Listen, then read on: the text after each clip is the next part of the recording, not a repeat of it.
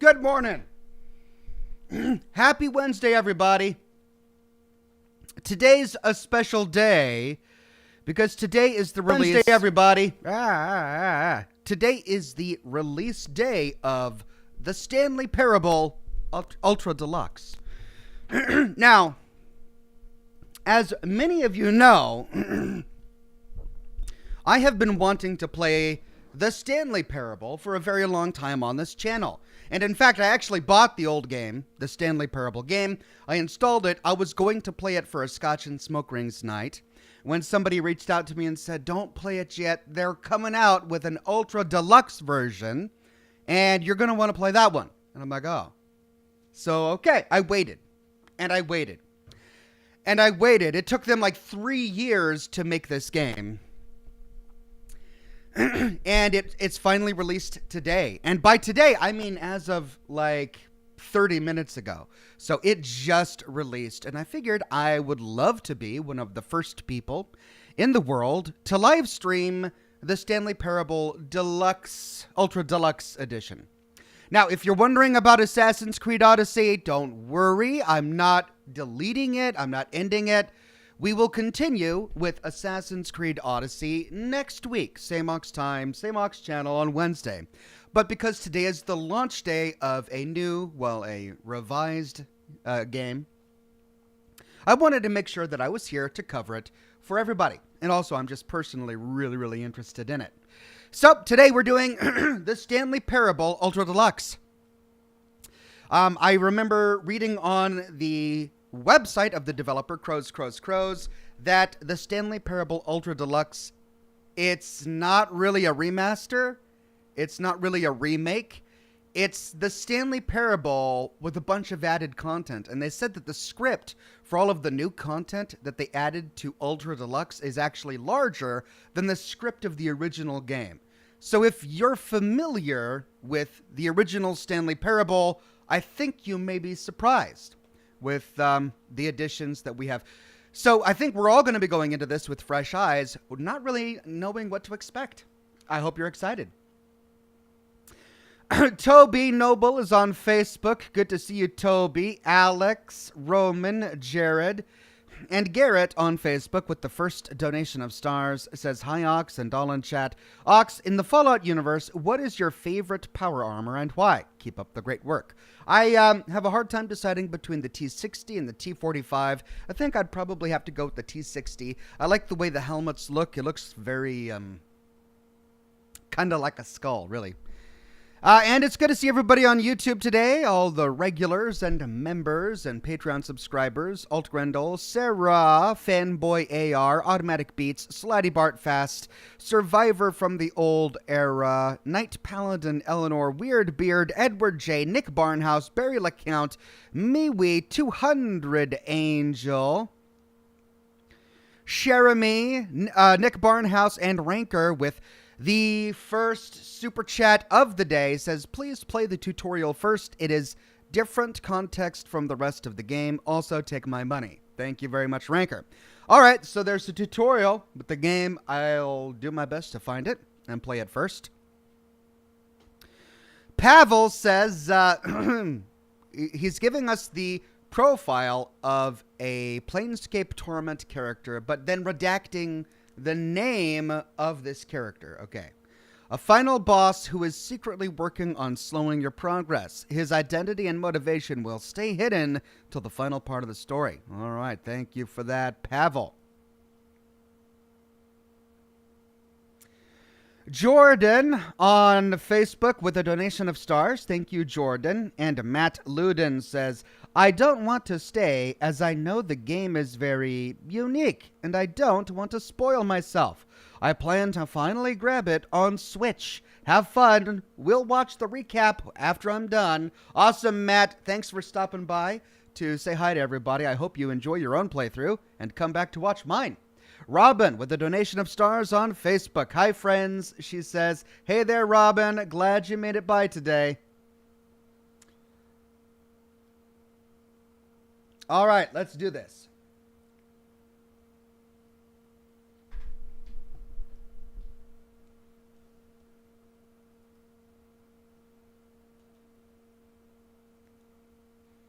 Have you played the Stanley Parable before? No.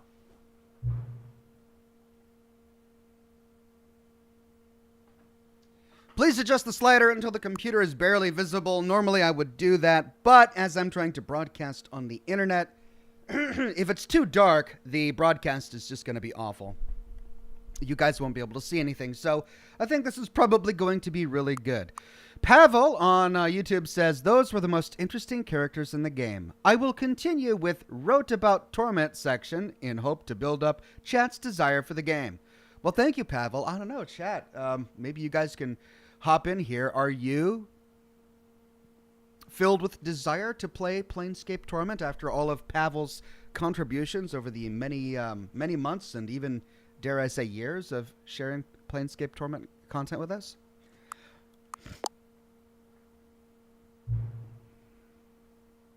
Please enter the current time. All right. 9. Oh, really? I can't use my keypad? What? It's AM. You're not going to give me a toggle for... Oh, crying out loud.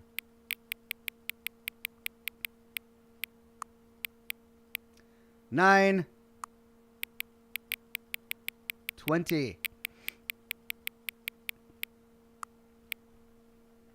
1 a.m.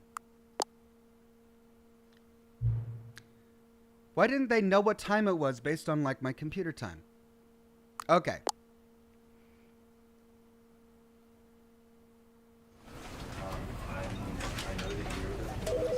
Here we go.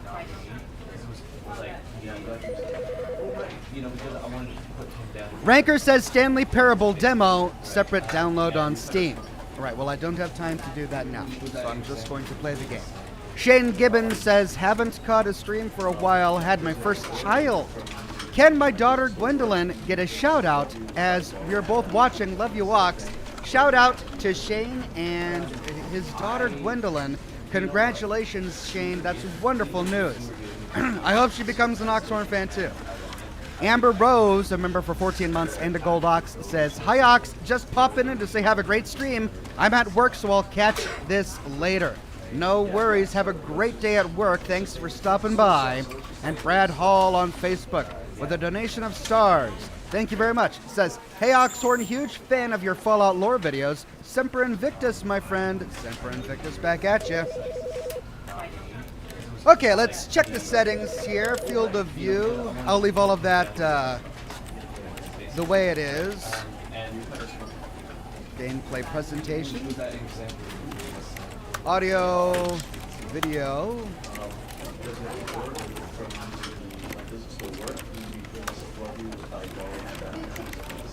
Okay. Let's see, is there an ultra? No. All right. Let's begin the game.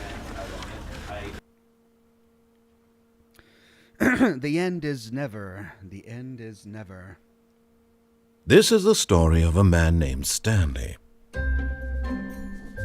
Stanley worked for a company in a big building where he was employee number 427. Employee number 427's job was simple. He sat at his desk in room 427 and he pushed buttons on a keyboard. Orders came to him through a monitor on his desk, telling him what buttons to push, how long to push them, and in what order. This is what employee 427 did every day of every month of every year. And although others might have considered it soul-rending, Stanley relished every moment that the orders came in. Wow. As though he had been made exactly for this job. And Stanley was happy. Good Stanley. It's given me hitchhikers. And then one day, something very peculiar happened. Something that would forever change Stanley. Something he would never quite forget. He had been at his desk for nearly an hour when he realized that not one single order had arrived on the monitor for him to follow. No one had showed up to give him instructions, call a meeting, or even say hi. Never in all his years at the company had this happened, this complete isolation. Something was very clearly wrong. Shocked, frozen solid, Stanley found himself unable to move for the longest time. But as he came to his wits and regained his senses, he got up from his desk and stepped out of his office. He did he? Looks like I'm going to have to do that. This is immediately, pardon me. This is immediately giving me Hitchhiker's Guide to the Galaxy vibes. All right, we're going to step out of the office, but I kind of want to explore all around. Fallout player, you know, nooks and crannies. 427, his office cubicle. I mean, he got his own office.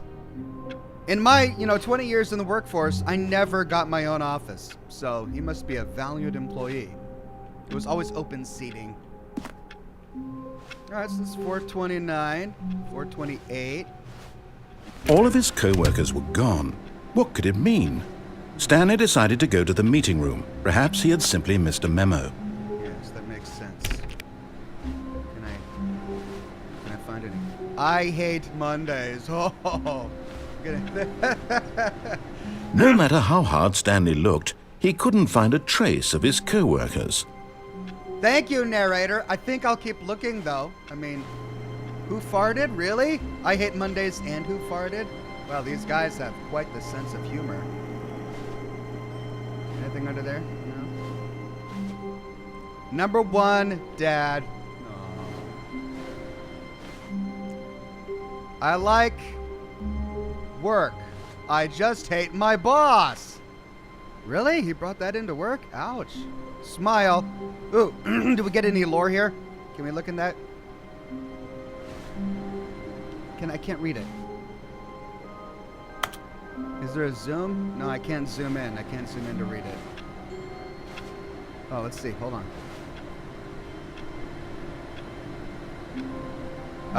For the love of God, please unplug me. This sterile something, the damp carpet, the Trojan you call conversation. Kill me. I have been printing these for weeks. Why have no one turned me off yet? Fling me from the window and hammer through my paper tray. The method miniature not what? The method matters not. The horror licks at my soul. All I desire, release. Wow, this poor printer. Oh my God. Someone needs to kill this thing quick. All right. Narrator, I'm coming. Alahama says, hi Oxhorn, you ever heard or played the game Atom RPG? It's pretty much a Fallout lookalike game. You should check it out. Yeah, I actually installed it and tried to play it years ago when it first came out on Steam, and it was in a really, really rough state at that time. Perhaps I should revisit it. Jessica says, Ox is finally playing the Stanley Parable. That alone deserves a donation. What a great game. You're going to love it. I'm glad I have a late start today at work today, so I can watch along for a while. Thank you, Jessica. Let's have fun with this together. Jocelyn Ryan says, Stanley Parable is great. I'm excited to see what your choices are. I'm excited to find out exactly what's going on here. That poor printer wants to commit suicide. Wait a minute here. Oh. Is that the workroom? There's an open door. I can't get through the 420. Oh! Stanley went around touching every little thing in the office, but it didn't make a single difference, nor did it advance the story in any way. I love this narrator. He's getting so pissed off at me. Be my Valentine. Who farted? Man, what's with all these farting office workers? All right, I guess I go through the open door. I hate Mondays. Wow, this is quite an elaborate office. Oh, there's another way out. Sales in this quarter are going down. This does not make sense. Projections. Then what's the little doodad there? Can I get in here? No. When Stanley came to a set of 2 open doors, he entered the door on his left. Oh. So this is what we're doing then. It's a game about being... Okay, so I have to decide if I want to be a drone who obeys the narrator or someone who has my own mind. All right, so I guess we should make a decision fairly early on. Are we going to follow his instructions or disobey them? Let's see what happens if we disobey them.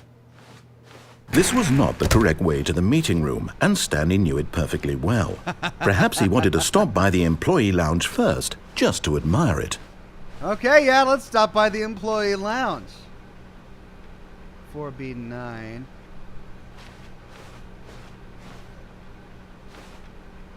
Oh, that's a nice employee. Yes, truly a room worth admiring. It had really been worth the detour after all, just to spend a few moments here in this immaculate, beautifully constructed room. Stanley simply stood here, drinking it all in. Oh yes. Freddie Simmons says repeatedly tried to open... Yes, really, really worth it being here in the room. A room so utterly captivating that even though all your co-workers have mysteriously vanished, here you sit looking at these chairs and some paintings. Really worth it.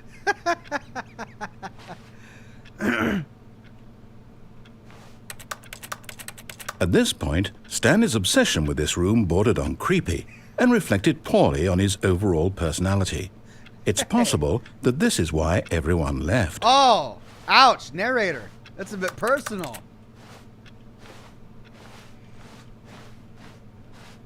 Stanley sat around waiting for more dialogue, but when a long time had passed and there was no more, he decided that the game was trying to send him a message. Okay, breaking the fourth wall. All right, let's go. All right, But at last, he'd had enough of the amazing room and took the first open door on his left to get back to business. The first open door on the left. All right.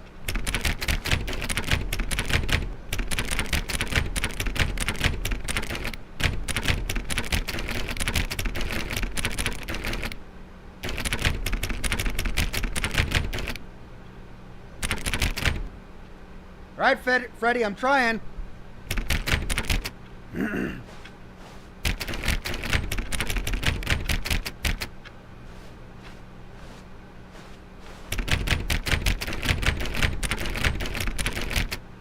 The first open door on the left is what he said. But look at that. There's an open door in front of me. Maybe I'll take that. John Doe says, been a longtime fan since Rufflemow. Even have a fun story regarding that video. I'll have to share sometime. Very glad to catch you for once, and I appreciate what you do. Carry on, sir. Thank you, John Doe. Melina Richards says, I'm really excited for the amateur autopsy club I just joined. Tuesday is open mic night. Thank you. Sorry if anyone's named Mike in the chat. Machiel Cosmis, a gold derby, a silver ox, and a member for 28 months, says, hi, Ox, today is King's Day here in the Netherlands. Lots of celebrations all around. All right, well, happy King's Day to you and everyone in the Netherlands. Ranker says, open the console at some point for your information if you try to get all of the different paths, so don't worry about it. Console? Huh. Looks like I don't have it enabled. All right, narrator, passive-aggressive narrator. You want me to go through the door on the left. I'm going to go straight. Stanley was so bad at following directions, it's incredible he wasn't fired years ago. Caution, do not lie. If you are lying right now, stop.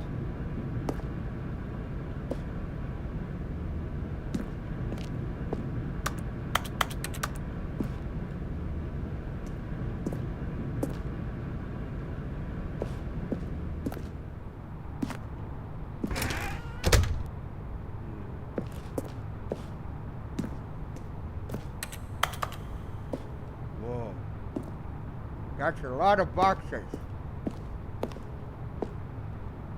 Warning, do not jump from the cargo lift while it's in motion. It will cause death. Penalty for misuse of cargo lift, $1,000. Penalty for jumping off the cargo lift, $5,000.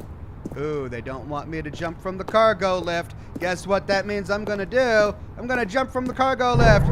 Yay! But in his eagerness to prove that he is in control of the story and no one gets to tell him what to do, Stanley leapt from the platform and plunged to his death. Good job, Stanley. Everyone thinks you are very powerful. At the end! Oh, game over! Oh, okay. Well. Oh, no. All right, let's race through this. All of his co-workers were gone. What could it mean? Stanley decided to go to the meeting room. Perhaps he had simply missed a memo.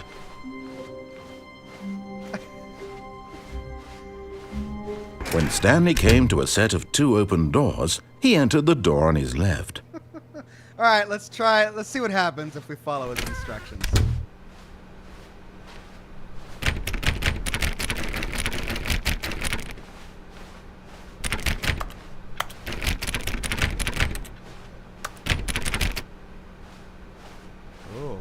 Yet there was not a single person here either. Feeling a wave of disbelief, Stanley decided to go up to his boss's office, hoping he might find an answer there. Meeting room, floor 4 something. Meeting schedule, weekly targets admin, marketing Mondays, 451's private time. Whoa. Group 4 something. This box is too small. Terminations Tuesdays. We're broke Wednesdays. What to do about 432? Do not alter without consulting the whiteboard. Rest in peace, Franz. Targets. Push for funding for R&D, the R&D of a new coffee machine. Standardized graphs. 40x wide. Not cost efficient. Get Chris out of the broom closet. Synergize papers ongoing. Hire someone to synergize papers. Papers are too synergized. Fire the paper guy. Hire somebody to fire the paper synergizing guy. Who moved my desk? Please keep the targets on the topic of blah blah blah. Tomorrow, complete today's unfinished agenda items. Write next day's agendas and reflect. Oh, what are your dreams for the future? Nature, talk radio, mitosis, plant life, clear skin, metamorphosis, less air, or pollution. Tips for not getting fired, talk less, do unbelievably amazing work all the time every day with no expectation of promotion or recognition, and don't get fired. How to solve a dispute with a coworker. Let it ball up inside of you, take it out passive-aggressively on other coworkers, resent coworkers for not supporting you more. What a cool place to work. Using slides to assure employees that everything is okay, make sure your slide has a slick blue graphic in the header, and throw some bevel on all the text. This will ensure a calm and something work environment. Everyone is unique, you most of all.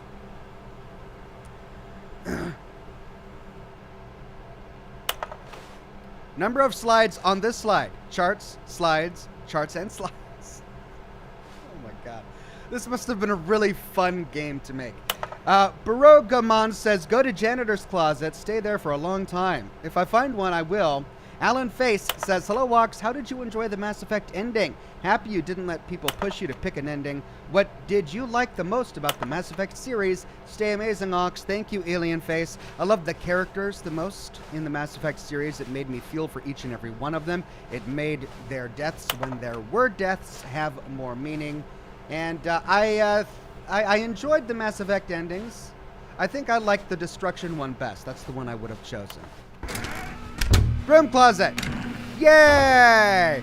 Stanley stepped into the broom closet, but there was nothing here, so he turned around and got back on track.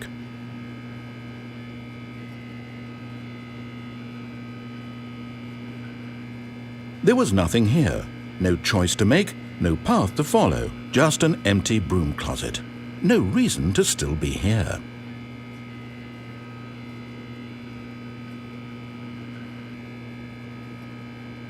It was baffling that Stanley was still just sitting in the broom closet. He wasn't even doing anything. At least if there was something to interact with, he'd be justified in some way. As it is, he's literally just standing there doing sweet FA.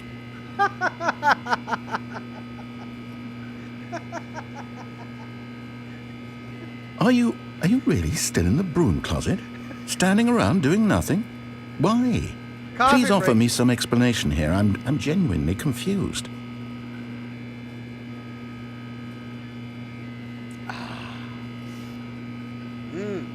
You do realize there's no choice or anything in here, right? If I'd said Stanley walked past the broom closet, at least you would have had a reason for exploring it to find out. But it didn't even occur to me because literally this closet is of absolutely no significance to the story whatsoever. I never would have thought to mention it.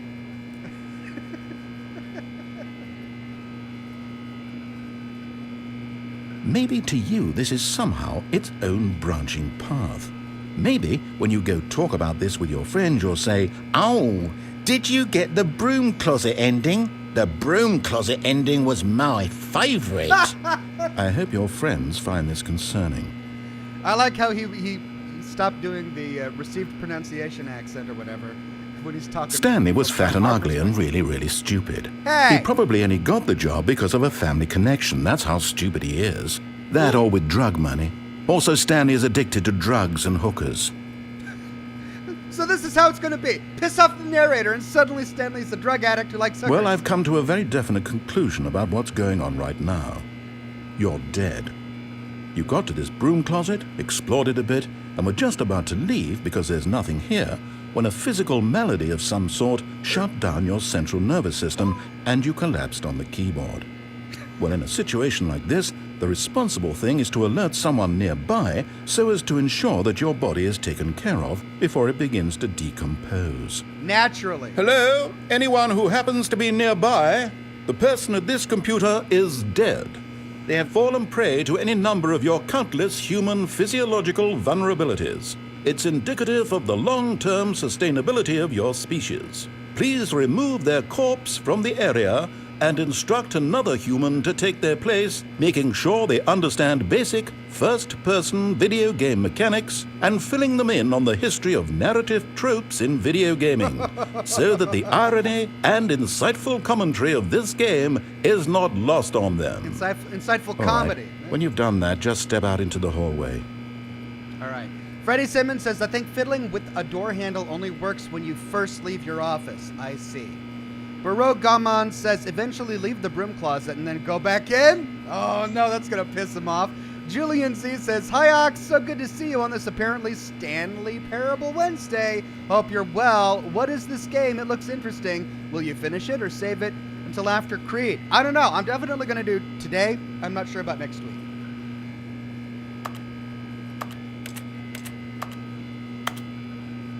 Ah, second player. It's good to have you on board. I guarantee you can't do any worse than the person who came before you. You too? Unbelievable. I'm at the mercy of an entire species of invalids. Perhaps there's a monkey nearby you can hand the controls to. A fish? Fungus? Look, you can hammer out the details. I'm not particularly picky. I'll just be waiting for when you're ready to pick up the story again.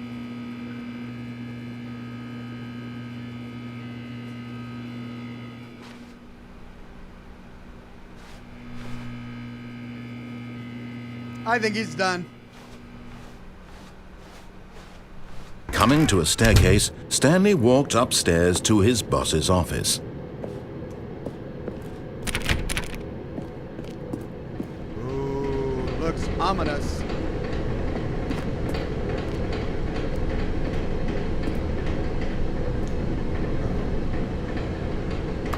I can't pick it up to read it.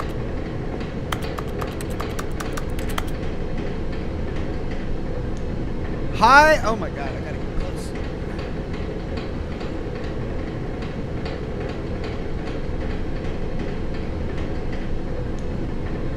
Well, I can't read it, but it's got an owl on a motorcycle in the desert with a cactus. I wish I could read it. What if I can change my field of... There we go, yeah.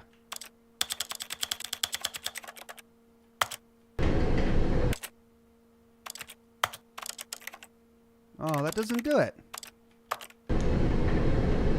Here we go. Hi, Lorraine. I wrote this in first period and left it in your locker on the way to second. It's what all the cool kids are doing, I've decided. Write me back. Also, here's an idea for something to draw. 2 cats on a motorcycle. Hey, this is a great idea. What all the cool kids are actually doing is sending each other pages on their keepers? Their beepers? But we're cooler than them because guess what? They are not on a keeper. Well, that was a bit less interesting than I had thought it would be. But Stanley just couldn't do it. He considered the possibility of facing his boss. Admitting he had left his post during work hours, he might be fired for that. And in such a competitive economy, why had he taken that risk?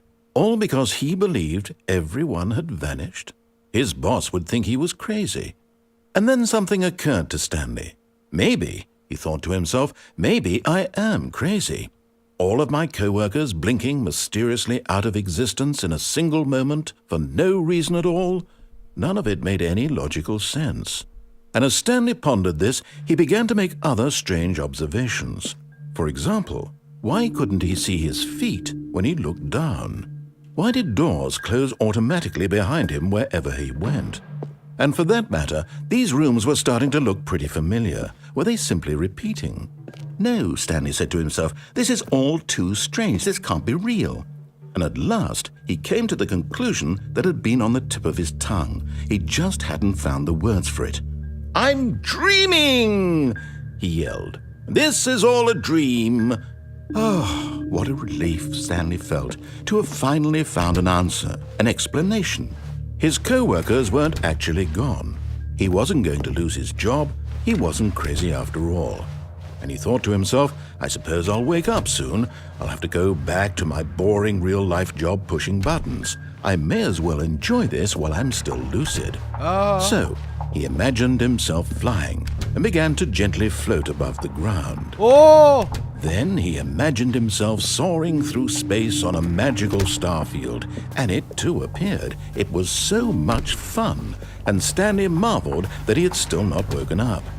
How was he remaining so lucid? And then perhaps the strangest question of them all entered Stanley's head. One he was amazed he hadn't asked himself sooner. Why is there a voice in my head dictating everything that I'm doing and thinking? Now the voice was describing itself being considered by Stanley, who found it particularly strange. I'm dreaming about a voice describing me, thinking about how it's describing my thoughts, he thought. And while he thought it all very odd and wondered if this voice spoke to all people in their dreams, the truth was that, of course, this was not a dream. How could it be? Was Stanley simply deceiving himself, believing that if he's asleep, he doesn't have to take responsibility for himself? Stanley is as awake right now as he's ever been in his life. Now, hearing the voice speak these words was quite a shock to Stanley. After all, he knew for certain, beyond a doubt, that this was in fact a dream.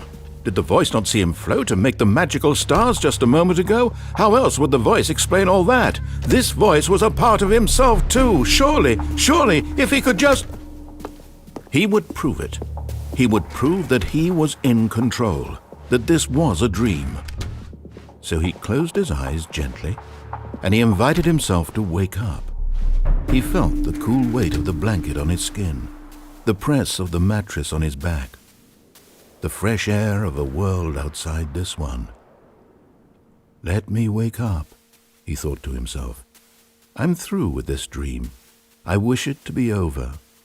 Let me go back to my job. Let me continue pushing the buttons. Please, it's all I want. I want my apartment and my wife and my job. All I want is my life exactly the way it's always been. Understandable, yeah. My life is normal. I am normal. Everything will be fine. I am okay. Oh, dear.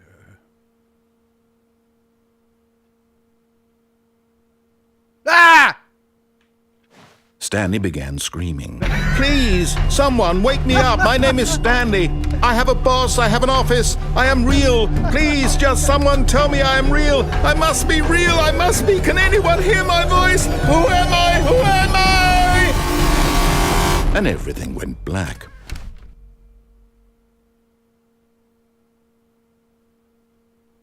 This is the story of a woman named Mariella. What? Mariella woke up on a day like any other. What? She arose, got dressed, gathered her belongings, and walked to her place of work. Whoa! But on this particular day, her walk was interrupted by the body of a man who had stumbled through town talking and screaming to himself, and then collapsed dead on the sidewalk. And although she would soon turn to go call for an ambulance, for just a few brief moments she considered the strange man. He was obviously crazy, this much she knew. Everyone knows what crazy people look like. And in that moment, she thought to herself how lucky she was to be normal. I am sane. I am in control of my mind. I know what is real and what isn't.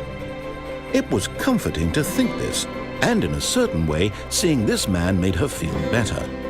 But then she remembered the meeting she had scheduled for that day. The very important people whose impressions of her would affect her career, and by extension, the rest of her life. She had no time for this, so it was only a moment that she stood there, staring down at the body. And then she turned and ran.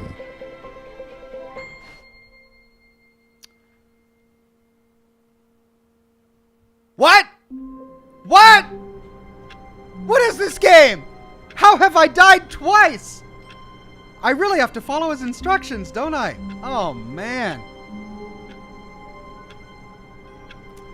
Megan on Facebook with a donation of stars says, hey, Ox, just stopped in for a bit. Got my finals next week. Thank you, Megan. Good luck on your finals. Martin, a member for 12 months, says, hi, Ox, how are you and the family? I am well. I hope you are too. Okay, I'm starting to see here that if we disobey him... Burro Gaiman says you missed the broom closet's secret ending. I don't think I did.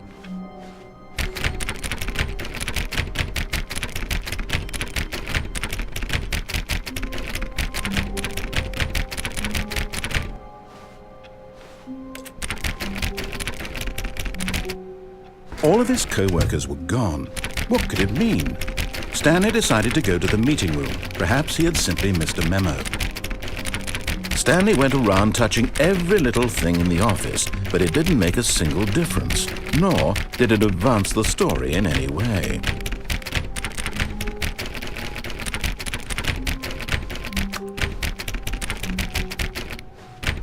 Oh, please. Are you really just doing this for the achievement? Click a door 5 times. Is that all that you think an achievement is worth? No. I can't just give these merits away for such little effort. A measly 5 clicks. Now suppose you were to click the door 20 times. I would say that's the kind of effort that warrants recognition.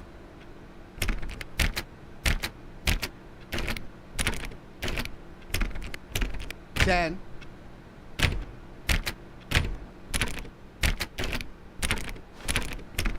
$20.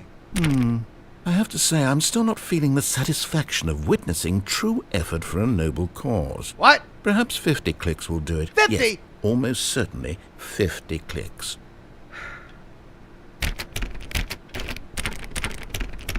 $10. $20. $30. $40. No, I'm still not feeling it. I want this achievement to have meant something. It has to be a true reward for valiant effort. I want to see some hustle, Stanley. I want to see commitment, a willingness to go all the way, no matter what the cost. Why don't you go put 20 clicks into door number 417? 20 clicks in a 417. Fine. Oh, there is no 417, is there? 20 clicks in a 417. Let's see if I can find it. This one isn't labeled. Is 417 in there?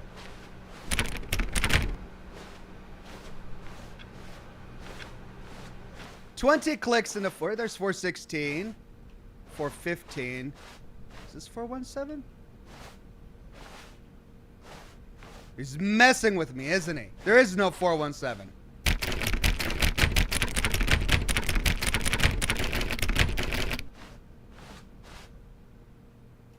He's there. Where's 417? I gotta find it before I get locked in. There it is.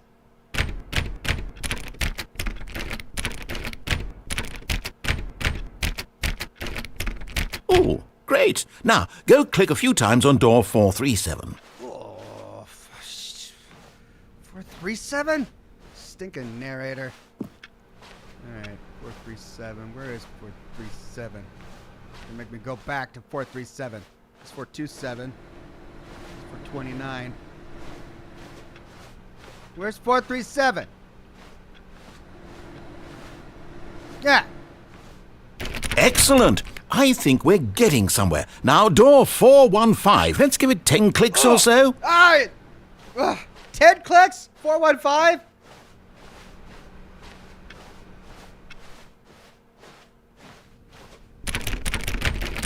Now, back to door number 437. Screw you, stinking narrator. Where was 437?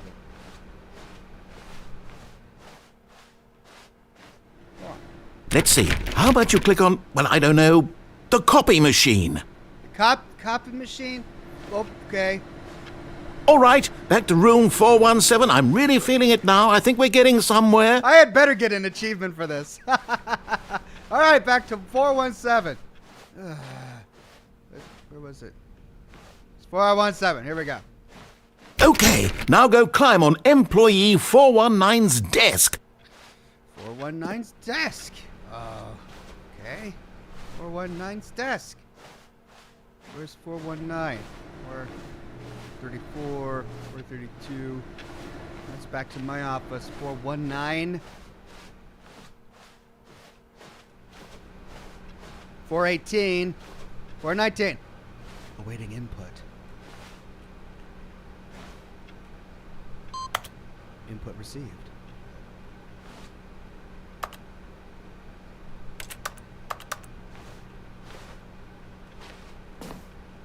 How do I jump? Achievement unlocked. You can't jump. Achievement unlocked. Get your first achievement. Great. I can't jump. Dragon Fan says, good afternoon. Two possible games I recommend are a puzzle game called Abduction. Another game is a rhythm game called Everhood. Cool, I'll have to check them out later. Amori says, wait, you're not playing Assassin's Creed, Ox? Not today. Today I decided to do something different, as today is the launch day of Stanley Parable Ultra Deluxe. Burrow Gaman says, glitch ending, hop on a desk and go through a window. Well, we just learned that I can't jump.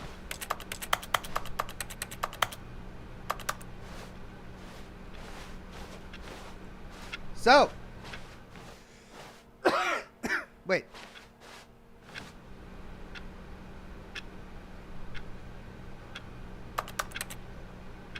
All right, let's go.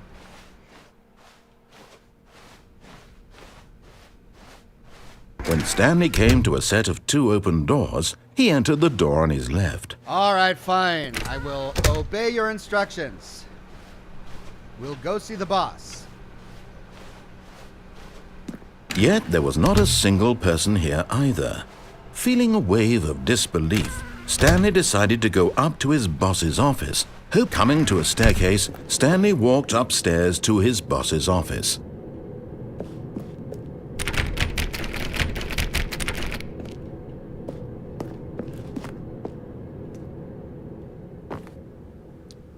Executive bathroom. Oh, yeah. Give me that executive bathroom privilege. Money in the morning, money in the evening, money for breakfast, money crisp. Ooh, dear. Extreme bathrooms. Bath guy testifies in the trial of the century. Tired of getting ash on your porcelain? Faucets, pipes, offshoots. Time magazine with a clock on it, of course, because time. I'm surprised the narrator isn't saying anything. I just want to use the executive turlet. All right, boss. See what reception says. The beige pages. Not the yellow pages. The beige pages. Business time. Are hostile takeovers the new biannual percentage? Ooh. Oh. Oh. That's a panda with a gun to his head. Of course. Of course it is. Indoor monthly. Rafts. Business strategy? What? Why hold a gun to a panda's head?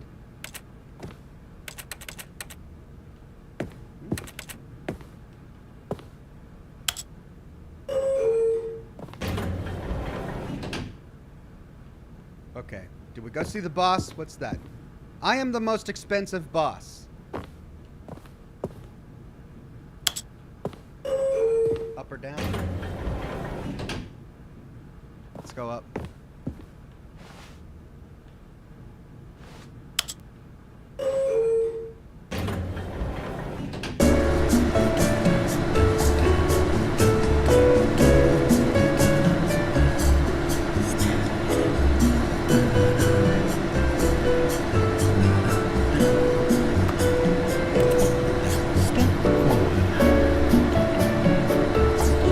Hey, Stanley.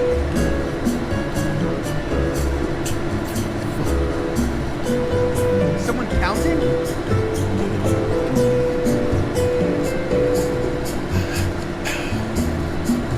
Stanley really likes this elevator music.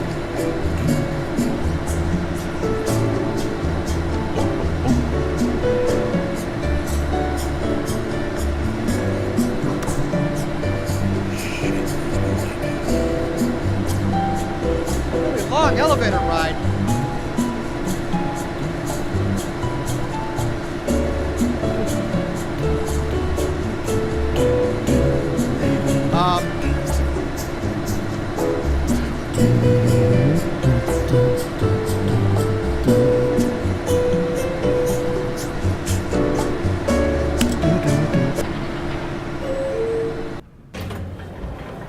What? We're back here? Fine, let's go down.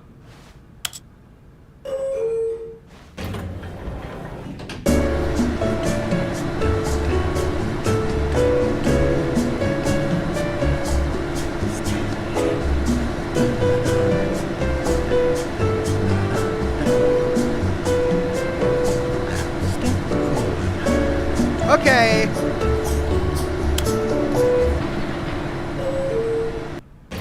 It's the elevator to freaking nowhere. Great, we've got Panda with a gun to his head room and an elevator to nowhere. Okay, boss. Stepping into his manager's office, Stanley was once again stunned to discover not an indication of any human life. Shocked, unraveled, Stanley wondered in disbelief who orchestrated this, what dark secret was being held from him. What he could not have known was that the keypad behind the boss's desk guarded the terrible truth that his boss had been keeping from him. Oh, no. And so the boss had assigned it an extra secret PIN number, 2845. But of course, Stanley couldn't possibly have known this. 2845. All right, let's look around the manager's office first. We got lots of books, a fireplace. Carte blanche et Mont Blanc. Stanley just sat around twiddling his thumbs. Trying to input anything on the device was useless, since he could never possibly know that the combination was 2845. This is the narrator. What's that? Sewage Lilies by Claude Money. Oh, of course. Of course the boss has... 2845. Don't rush me, narrator. I'm looking around. Can I play the piano? Oh, come on. The piano sounds like a keyboard.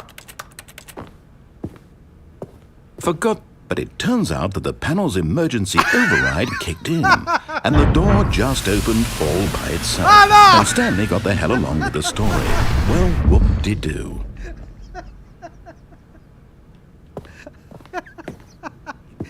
The narrator got so tired of waiting for me that he just flipped an override. Okay. Fine, we keep going. Oh, what is this? Another elevator! Why couldn't I take the other elevator? It's over here. Ooh, a dark corner. Ooh, whoa. A dark secret passage. Everything sounds like a keyboard.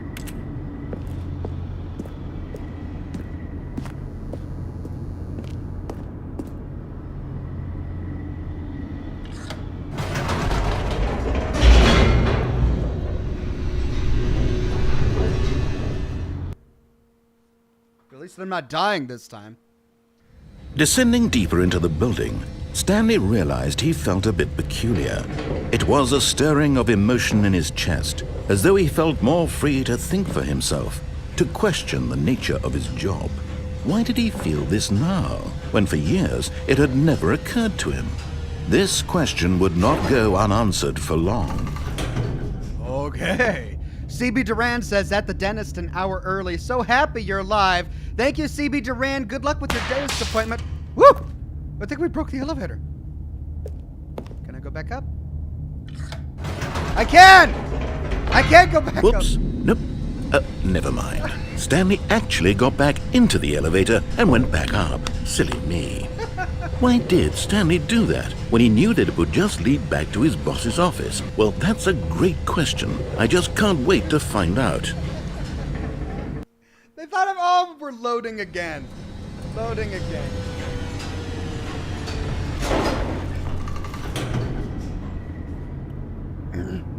Good luck on your finals, Megan. All right, we're back here. Oh, that was fun.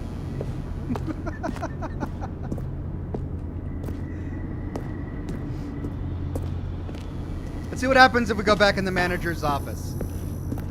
Here we are, Stanley. It's your boss's office. Exactly the way it was before you got onto the elevator. It's still just exactly what it is. What a decision you've made to come up here and look at the office again. This has fleshed out the plot of the story in new and fascinating ways I could have never anticipated. It's that keen eye for storytelling that you have, an incisive rapid fire of critical plot points, one after the other, weaving a rich tapestry of uncompromising narrative. Wow! I'm bolted to the edge of my seat. This narrator is so done with me. He's just like, I'm so... I just can't stand this player. All right, let's punch the keypad. What was it? 2847. What was it? Let's try it. 5482.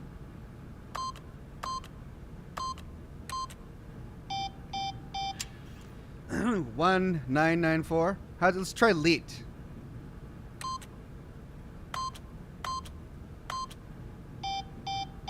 Nope. All right. Deathica says there's an achievement to not play this for 5 years, lol. All right, let's go down. 2845. All right, let's try 2845. Actually, let's try 1234. I bet you he has something to say if we do 1234.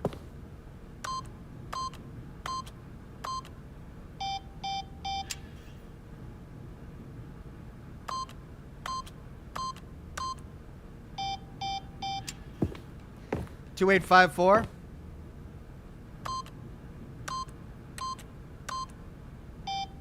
It's all wrong now. Altair the Rees says Oxhorn will drive the narrator to therapy. You owe him some Xanax, Ox. Incredible. Now he's getting back into the elevator and going down again. Ladies and gentlemen, how does he keep coming up with all of this?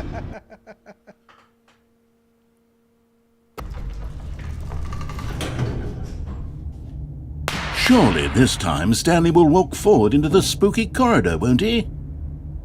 But it's just too spooky.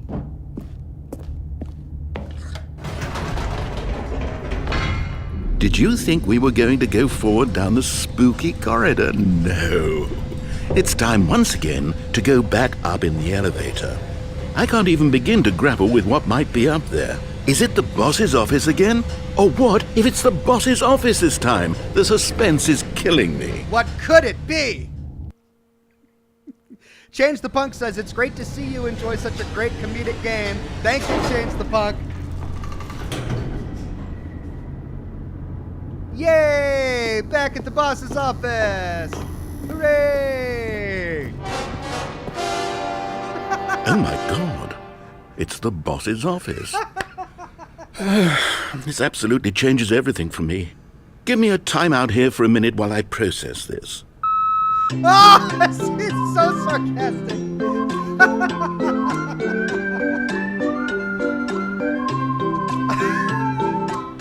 Just don't give me a game over, dude.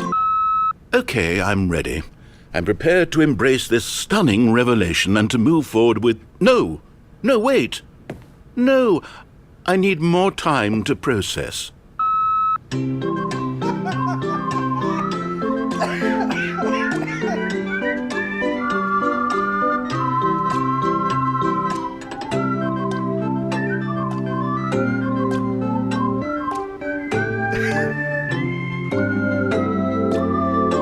Anytime, narrator. All right. I have fully come to terms with it. I have made space in my worldview for this astonishing new reality.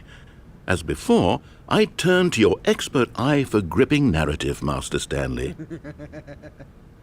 All right. Chat is saying 8888.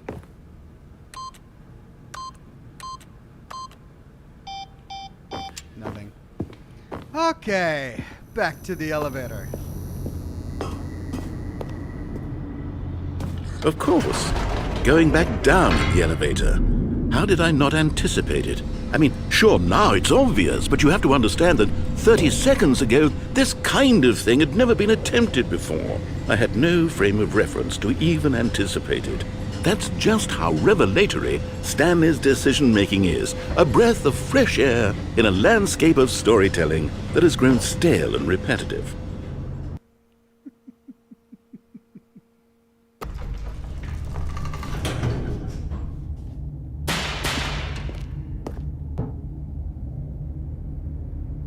Do we do it a third time?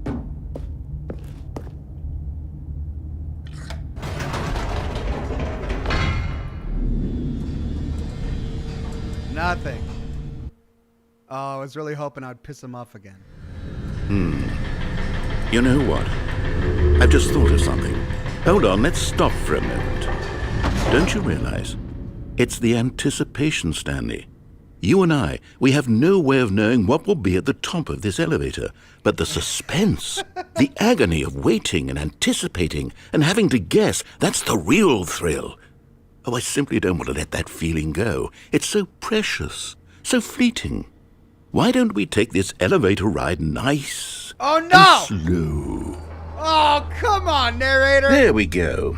Isn't this so much more exciting? You know, Stanley, it seems like nowadays the only thing that audiences want is to be shocked as loudly and frequently as possible. They want big, explosive moments flung right in their faces from the very moment that things get started. But where's the tension? Where's the trust in the audience to build a slow and nuanced appreciation for the story, the characters? Why aren't we given time to imagine the surprises? To have to think and to anticipate and then to marvel at the eventual reveal. This is storytelling, Stanley. What you and I are doing right now. This is the most exciting narrative to be developed in years. And it's really all because of you. You're the one who took this bold step of revisiting the exact same locations over and over. Truly, I mean it. This is unique and different. It's not like anything else out there. You see, I want stories that surprise me, Stanley. I want to have to think. I want to be engaged and not pandered to. We're being fed such unimaginative drivel all the time, and we all know it, which is why we're so starved for content that makes us feel sharp and vital and alive. That's why people like you so much, Stanley. Because you're not afraid to spit in the face of tradition. That's right. You're a role model, you know? People look up to you. Which is why, oh, I didn't know when to spring this on you, but, well, I've gathered a little press conference for you so that you can talk about your work and your storytelling and your life. Yes, I know you're not much for the public eye, but I thought it would especially mean a lot to the people who have been following you from the beginning. They really look up to you, Stanley. I don't know if you realize the impact you have on them. This is the kind of gesture that might leave a tremendous impact on them for the better. Oh, look good, at we're this. here. He's gonna kill me, isn't he? He's just gonna straight up murder me. Okay, the room where we're holding the press conference should be just around the corner here somewhere.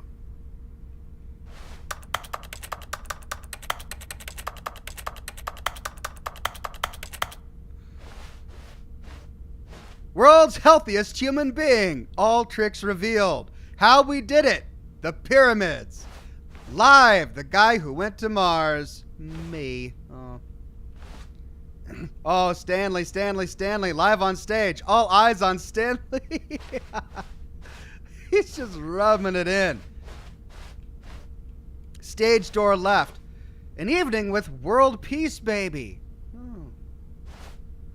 The Stanley Parable Stanley, tonight, live on stage. The man, the process, the myth, the legend, the parable. Stanley from the Stanley Parable, tonight, live on stage. Yes, here it is, just through this door.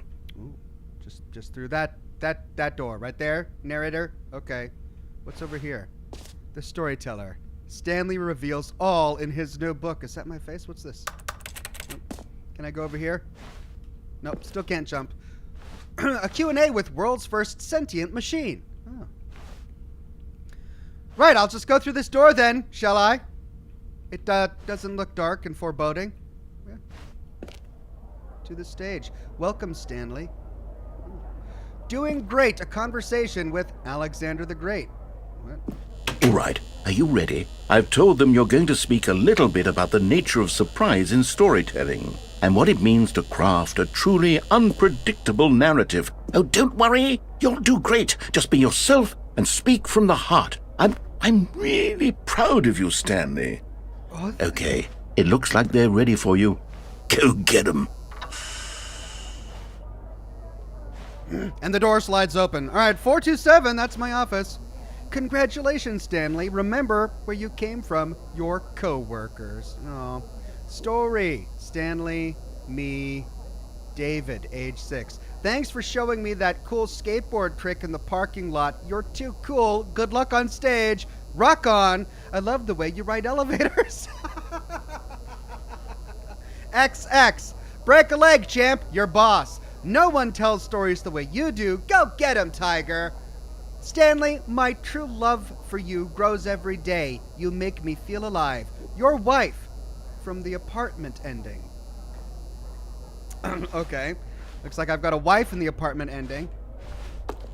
Stanley Ryder, almonds, chair, gum, table, nut bar. Alright. I guess my name is Stanley Ryder. National Geographic. What's that on the cover? Right, up we go. Time to face the music. An audience with the dude who came up with pizza. Hey, I want to meet that guy. Ah, my audience awaits. Oh, yeah! Steve! Yeah, family! Right. Oh, I love it!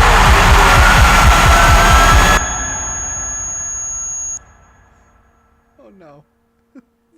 Is it gonna kill me? Oh! I'm back to the beginning! Of course! I'm gonna be playing the same levels over and over again. All of his co-workers were gone. Oh, no. What could it mean? Stanley decided to go to the meeting room. Perhaps he had simply missed a memo.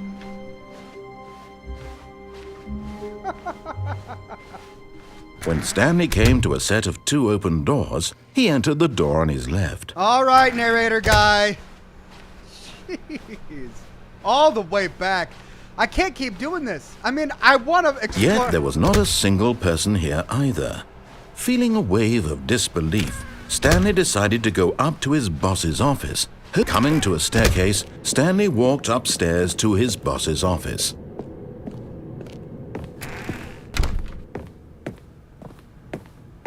Stepping into his manager's office, Stanley was once again stunned to discover not an indication of any human life. What could it mean? Stanley wondered aloud to nobody. He began wildly tearing through papers on the boss's desk, pulling books off the shelf, looking behind paintings, desperate for clues to his situation. But his attention was caught by a keypad behind the boss's desk. What could its purpose be? In fact, this keypad guarded the terrible secret that lay buried below his feet. And so the boss had assigned it an extra secret PIN number, 2845. But of course, Stanley couldn't possibly have known this. Yet incredibly, by simply pushing random buttons on the keypad, Stanley happened to input the correct code by sheer luck. Amazing. He stepped into the newly opened passageway.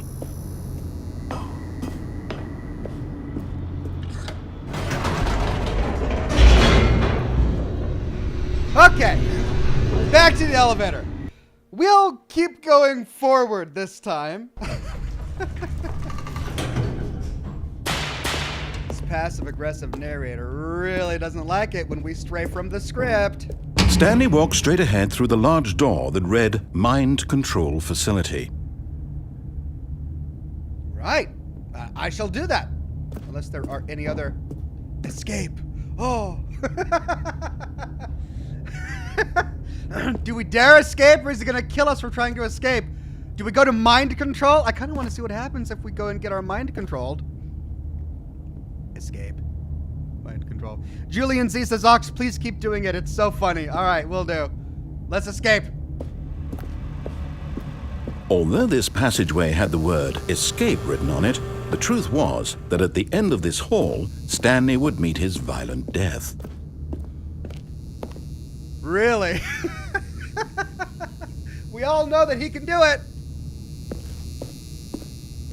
The door behind him was not shut.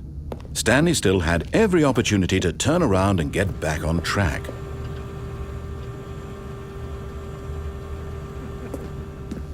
At this point, Stanley was making a conscious, concerted effort to walk forward and willingly confront his death. Yes, let us confront death. Ooh, that does look scary. Oh, what could be down the great giant pit of despair? Well...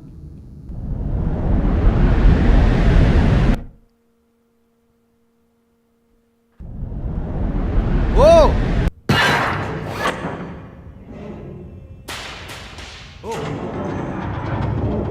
As the machine whirred into motion and Stanley was inched closer and closer to his demise, he reflected that his life had been of no consequence whatsoever. Stanley can't see the bigger picture. He doesn't know the real story, trapped forever in his narrow vision of what this world is. Perhaps his death was of no great loss, like plucking the eyeballs from a blind man. Oh no! And so he resigned and willingly accepted this violent end to his brief and shallow life. Farewell, Stanley. No! No! No!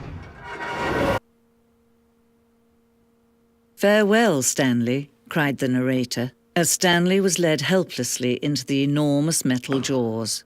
In a single visceral instant, Stanley was obliterated as the machine crushed every bone in his body, killing him instantly. No! Okay. We've got a new narrator now. We didn't die. Oh. The Stanley Parable. And yet it would be just a few minutes before Stanley would restart the game, back in his office, as alive as ever. No, not What again. exactly did the narrator think he was going to accomplish? When every path you can walk has been created for you long in advance, death becomes meaningless, making life the same. Do you see now? Do you see that Stanley was already dead from the moment he hit start? Corridor. The pacing of this opening section was important to get right. This corridor has been moved and altered to make sure the player reaches the two doors in a good time. Right. Filing cabinets.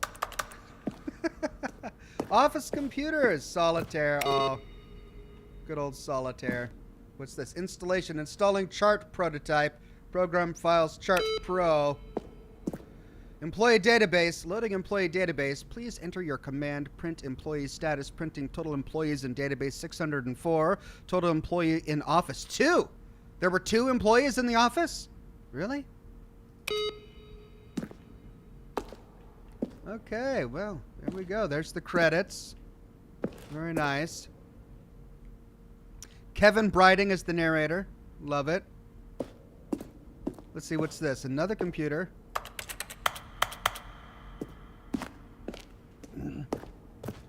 Nature paintings. Clip art. Stanley's computer. Very nice.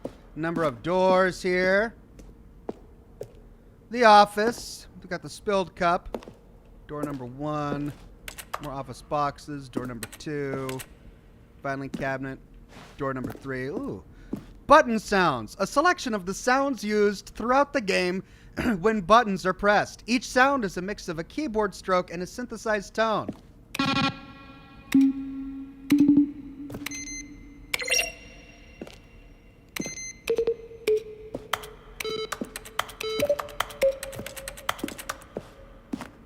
Well, that was lovely. Oh, the office. Maintenance room. An early version of the maintenance room. Did we get there? I don't think we even got there. Oh, there's the suicidal printer. Ooh, more dark and foreboding pictures. Fun.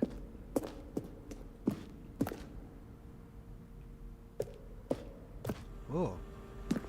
Narrator emails. From James from Otto Tempian. Question, are you a rock? No? From what is this strange number? Could you tell me what the significance of the number 11128000 is? I don't know. Do I need to remember that? Asking the narrator, well, the thing I want to know is what would you do if Stanley entered any other rooms? Okay, so these are emails after the first game. I have burning questions. For instance, on a scale of Max Ernst to Salvador Dali, how surreal will this game be? Were you born with a magnificent voice, or did you bargain with a magician? New result. Well, congratulations! In line with our previous announcement regarding the ongoing promotion, here's the result in the attached file of the carefully and see full details for the result. Congratulations. Be the first to reply. That's too fast. Greetings, omnipotent voice. I wanted to tell you I like the Stanley Parable as much as I liked seeing a humorously small badger in swim trunks. Indeed, I liked it as much as I like walking in the park. All right, these are all emails they got. After the second trailer, we asked people to email the narrator for questions. While we had initially planned to use these further promotional materials, we never found the perfect use for them. Here are a selection of those emails. Dear Dead Strongbad, how do you type with boxing gloves on? Ben, of course. A Strongbad email reference. The lounge, an early version of the lounge, nice. The cargo lift. The second version is functionally the same as what's in the final game, but we want it to look more like a place where cargo was actually stored. What's that noise? The apartment timer. Oh.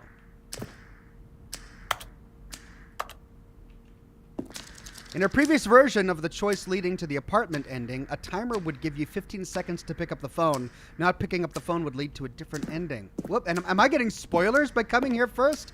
The cargo lift was always intended to offer the choice of staying on or jumping on a different path. However, after this early version, we decided we also wanted the option of the player falling to their death.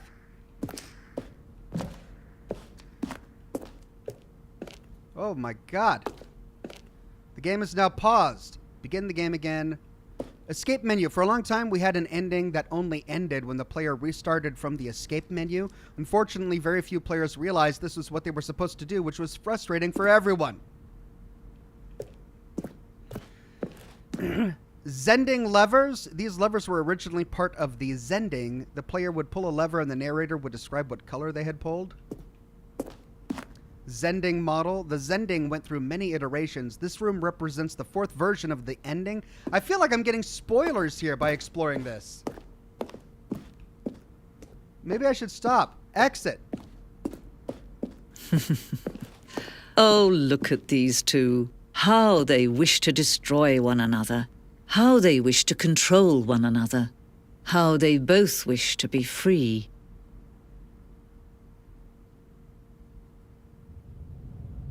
Can you see? Can you see how much they need one another? No, perhaps not. Sometimes these things cannot be seen. Oh, But listen to me. You can still save these two. You can stop the program before they both fail. Push escape and press quit. There's no other way to beat this game. As long as you move forward, you'll be walking someone else's path. Stop now and it'll be your only true choice. Whatever you do, choose it. Don't let time choose for you. Oh, come on! That's it! I did what she asked. Oh my God. And we're back here. All of his co-workers were gone. What could it mean? Stanley decided to go to the meeting room. Perhaps he had simply missed a memo.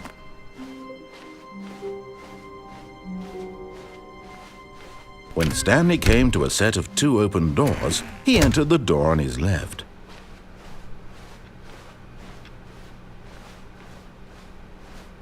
I wish I Yet could there was not a sprint. single person here either. Feeling a wave of disbelief, Stanley decided to go up to his boss's office. Coming to a staircase, Stanley walked upstairs to his boss's office.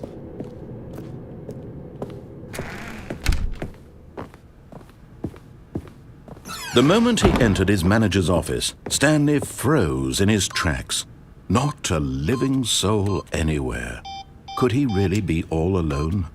This was too much for Stanley to take. Too much for... Stanley was in such a rush to get through the story as quickly as possible, he didn't even have a single minute to just let the narrator talk. That kind of anxiety isn't healthy, so he relaxed for a few moments with some calming New Age music. Oh! Just let me keep going, guy!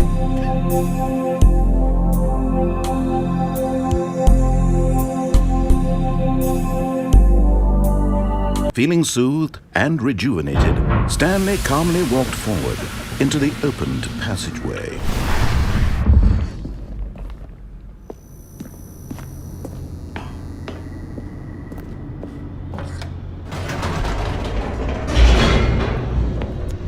Jared says play with the elevator 3 more times. I think I've exhausted the elevator option.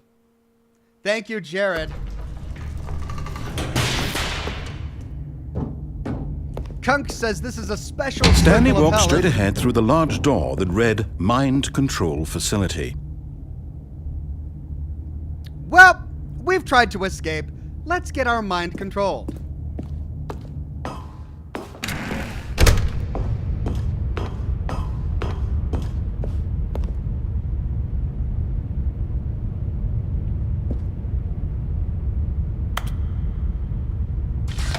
The lights rose on an enormous room packed with television screens. What horrible secret did this place hold? Stanley thought to himself. Did he have the strength to find out?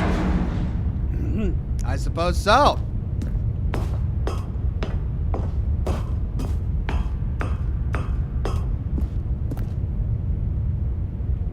Camera.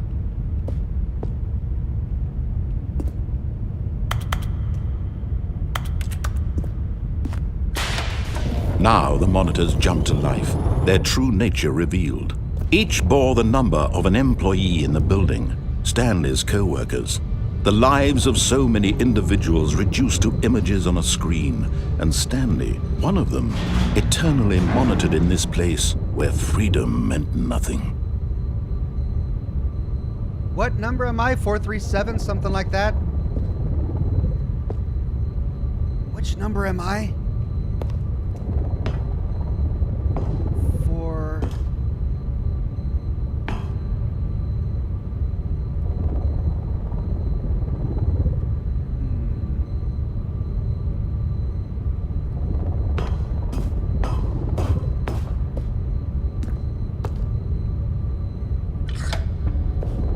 This mind control facility, it was too horrible to believe. It couldn't be true.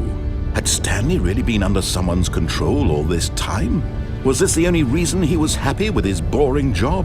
That his emotions had been manipulated to accept it blindly? 427? 427.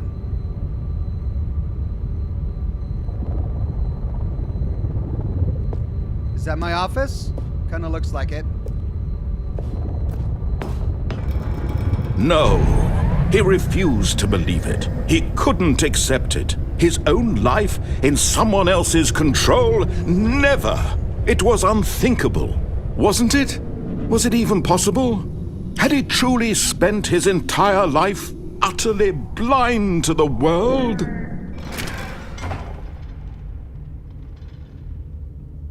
But here was the proof. The heart of the operation. Controls labeled with emotions.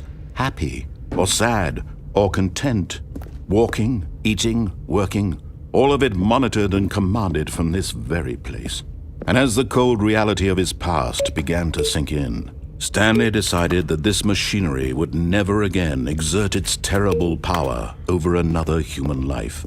For he would dismantle the controls once and for all. Okay. We shall dismantle controls. Push a big red button. Let's see. Everything is offline. There's a staircase going down. What happens down here? Nothing. What's over here? More. What's up there? Let's see what's up there.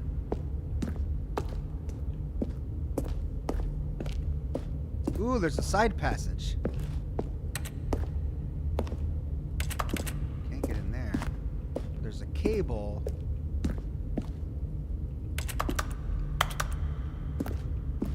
It's so dark. Well, and I can't get up there. It's blocked.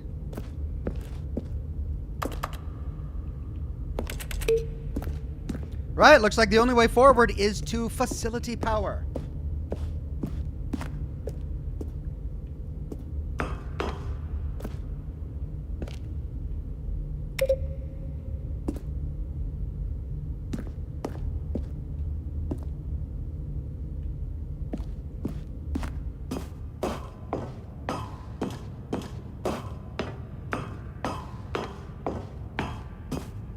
And when at last he found the source of the room's power, he knew it was his duty, his obligation, to put an end to this horrible place and to everything it stood for.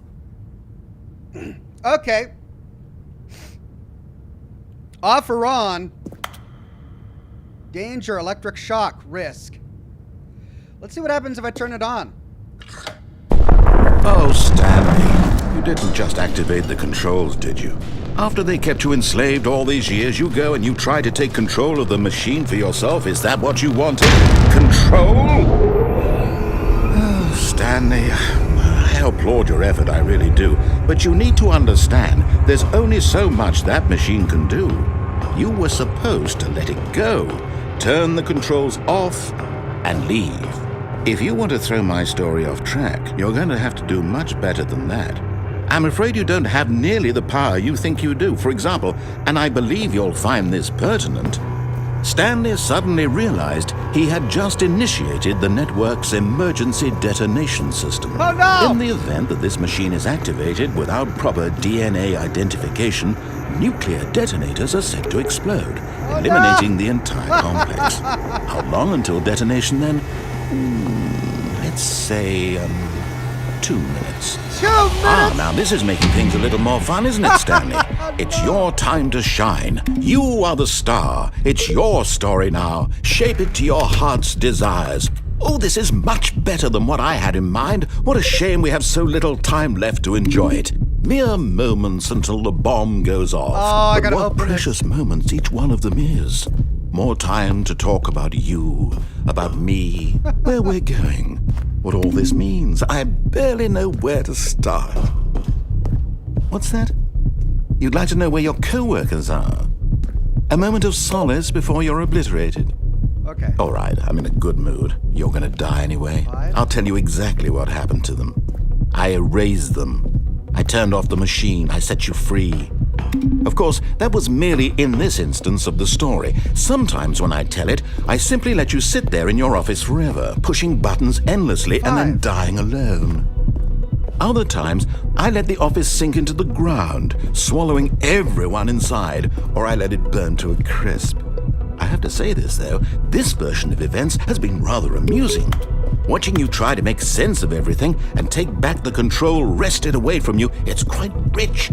I almost hate to see it go. But I'm sure whatever I come up with on the next go-around will be even better. Where's 4? My goodness, only 34 seconds left. But I'm enjoying this so much. No! You know what? To hell with it. I'm going to put some extra time on the clock. Why great. not? There's 4. It's These are up there. precious additional seconds. Oh, it's Time up doesn't here. grow on trees. Oh dear me, what's the matter, Stanley? Is it that you have no idea where you're going or what you're supposed to be doing right now? Or did you just assume when you saw that timer that something in this room was capable of turning it off? I mean, look at you. Running from button to button, screen to screen, clicking on every little thing in this room. These numbered buttons, no, these colored ones. Or maybe this big red button, or this door. Everything, anything, something here will save me. Why would you think that, Stanley? That this video game can be beaten? Won? Solved? Do you have any idea what your purpose in this place is? Up 4? Stanley, you're in for quite a disappointment. But here's a spoiler for you. That timer isn't a catalyst to keep the action moving along. It's just seconds ticking away to your death. You're only still playing instead of watching a cutscene because I want to watch you for every moment that you're powerless. To see you made humble. This is not a challenge. It's a tragedy. You wanted to control this world, that's fine. But I'm going to destroy it first, so No! you can't. 30 Take seconds. a look at the clock, Stanley. That's 30 Goodbye, seconds you have employee left to struggle. 427. 30 seconds until a big boom and then nothing. No ending here, just you being blown to pieces. No! Will you cling desperately to your frail life, or will you let it go peacefully? Another choice. Make it count, or don't. It's all the same to me, all a part of the joke. And believe me, I will be laughing at every second of your inevitable life from the moment we fade in until the moment I say, happily ever up. Right, well, I guess that was the wrong choice. MG says, wait, Ox launched the nukes? What a twist! Oh. I'm being punished every time I do something the narrator doesn't want me to do. All of his co-workers were gone. What could it mean? Stanley decided to go to the meeting room. Perhaps he had simply missed a memo. Well, I'm certainly humbled. When Stanley came to a set of 2 open doors, he entered the door on his left.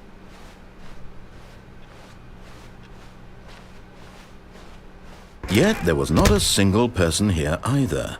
Feeling a wave of disbelief, Stanley decided to go up to his boss's office. Coming to a staircase, Stanley walked upstairs to his boss's office.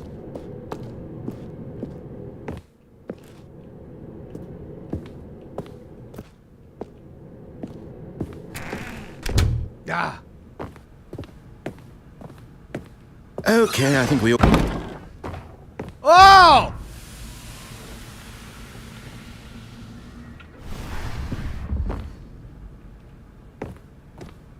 Did I do something?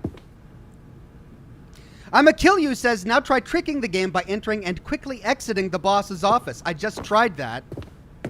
And the door went black. I can still get into the executive bathroom. What does this mean? Did I just break the game? Oh no, did I break the game?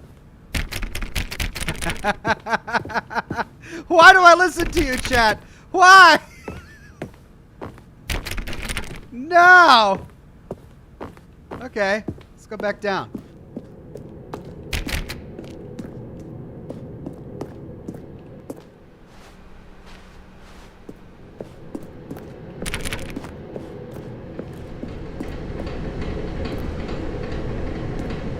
I can't open the door. Oh no. All the way back to my office, says the chat? No. I don't have to go all the way back to my office now. There's the broom closet again.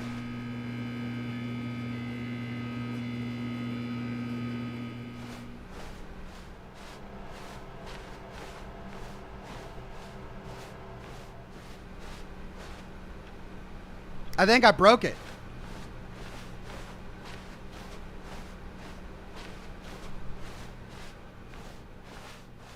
Yeah, this option isn't open to me now.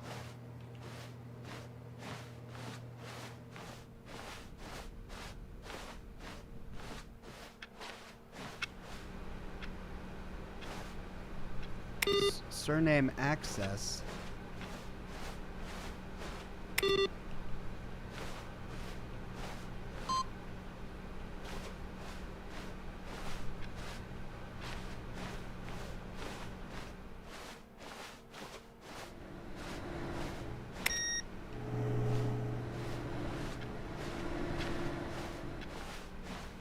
What? What? Oh, that's new. 428.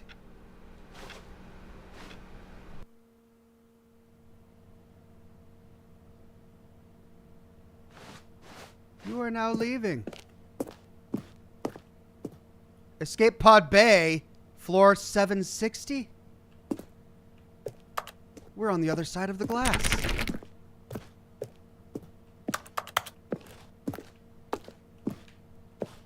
$760.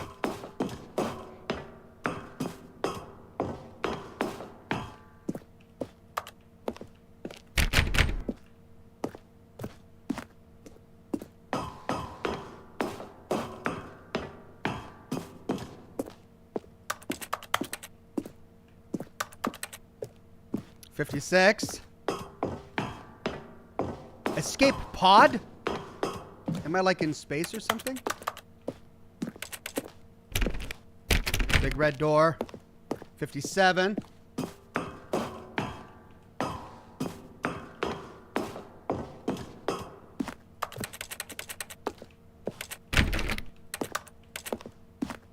$58.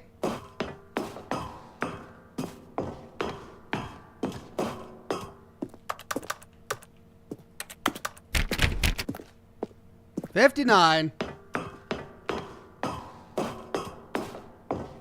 Escape Pod Bay. 60. Escape!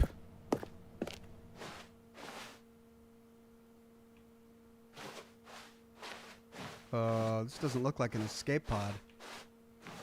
Ooh. Here we go. What? What?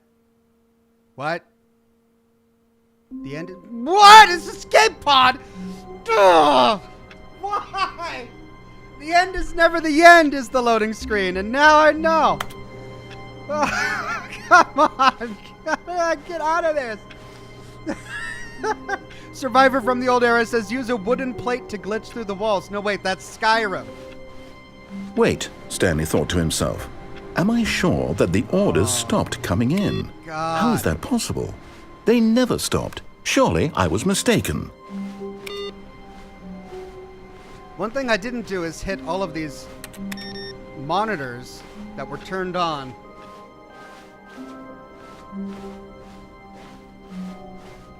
When Stanley came to a set of 2 open doors, he entered the door on his left.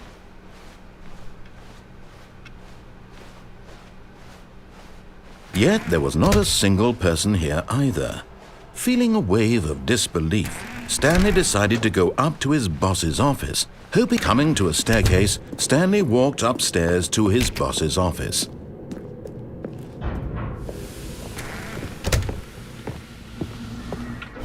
Here's the door. Just go. Thank you. He didn't want me to have to do it again. Here's the door. Just go. Danger Jim says Stanley didn't realize it, but his building was in actuality the oldest house with control. Yeah. Daddy of One says, "Hey Oxhorn, sorry I'm late. What did I miss? I mean, you missed just an infuriating..." Stanley walked straight ahead through the large door that read Mind Control Facility.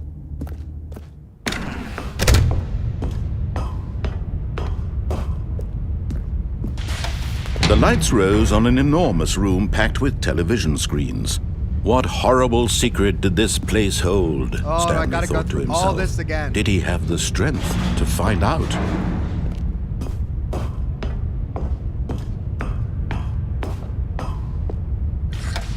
Now the monitors jumped to life, their true nature revealed. Each bore the number of an employee in the building, Stanley's co-workers. The lives of so many individuals reduced to images on a screen, and Stanley, one of them, eternally monitored in this place where freedom meant nothing.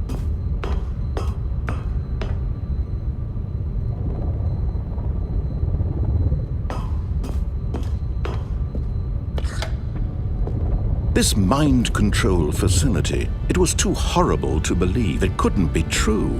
Had Stanley really been under someone's control all this time? Was this the only reason he was happy with his boring job? That his emotions had been manipulated to accept it blindly? No, he refused to believe it. He couldn't accept it. His own life in someone else's control? Never! It was unthinkable, wasn't it? Was it even possible? Had he truly spent his entire life utterly blind to the world? Garrett McFadden on Facebook says, "This narrator is amazing, lol. Ox, what will you do if you have this narrator speaking to you in real life?" But here was the proof. The heart of the operation. Have a connection. Controls labeled with emotions. Happy, or sad, or content. Walking, eating, working. All of it monitored and commanded from this very place. And as the cold reality of his past began to sink in, Stanley decided that this machinery would never... Okay, we did off. Is that right?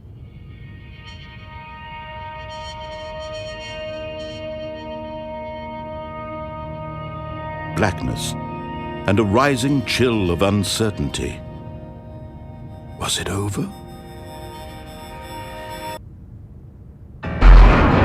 Yes! He had won! He had defeated the machine! Unshackled himself from someone else's command. Freedom was mere moments away. And yet, even as the immense door slowly opened, Stanley reflected on how many puzzles still lay unsolved. Where had his co-workers gone? How had he been freed from the machine's grasp? What other mysteries did this strange building hold? But as sunlight streamed into the chamber, he realized none of this mattered to him. For it was not knowledge or even power that he had been seeking, but happiness. Perhaps his goal had not been to understand, but to let go. No longer would anyone tell him where to go, what to do, or how to feel. Whatever life he lives, it will be his. And that was all he needed to know. It was perhaps the only thing worth knowing. Stanley stepped through the open door. All right, nature. Freddie Simmons says, "Next time you come to the first two doors, stand there and do nothing." All right.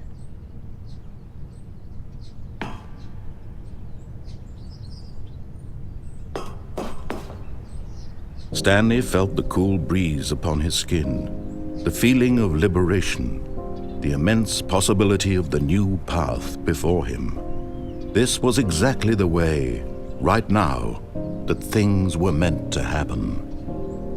And Stanley was happy. Don't you dare. Don't you dare. Achievement unlocked, beat the game.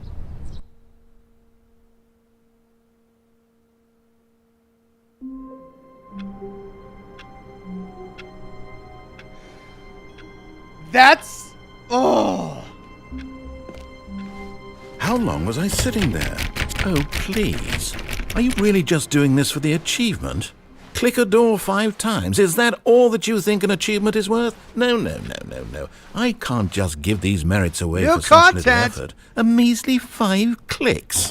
Now suppose you were to click the door 20 times. I would say that's the kind of effort that warrants recognition. New content? What is this?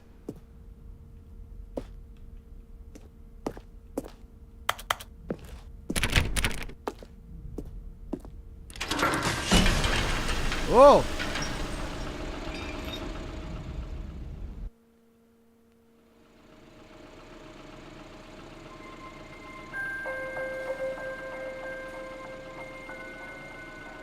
Hello, and thank you for playing the Stanley Parable Ultra Deluxe. As you may know, the Stanley Parable was a video game released in 2013 on home computers. After receiving critical and commercial success, it was expanded upon in 2022 with the Stanley Parable Ultra Deluxe, a reimagining of the game for consoles and home computers. The Stanley Parable Ultra Deluxe features exciting new content that broadens and expands the world of the Stanley Parable, delighting audiences the world over. Please, step inside and see what thrilling new adventures await in the Stanley Parable Ultra Deluxe. Oh, great. Oh, well, this sounds delightful. I'm very excited to see the thrilling new Ultra Deluxe content. Yeah, so am I. Okay. New elevator, cool. Okay, so far it's an elevator. Nothing special yet, but I'm sure it's just the beginning of a mesmerizing adventure. Yeah, Right. Is it broken? What's going on here? Should we be moving somewhere or... Oh, there we go. All right, finally, at long last, it's on to the new content. I've never been more ready. Let's do it. The narrator seems as confused as I am, so we're both gonna get surprised here. I have to say, initial impressions of Stanley Parable Ultra Deluxe, mostly tedious. It's as if Oh, okay. Let's see the content. Give me the content, Stanley. Here we go. Content. Oh, yeah. Oh, new content. The jump circle. Jumps remaining 36. All right, let's see. It's the jump circle. I can jump!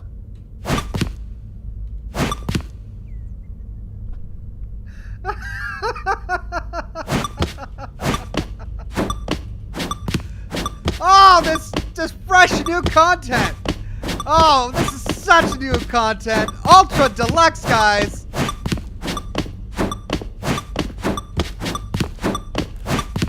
Here we go. Oh, so much deluxe here.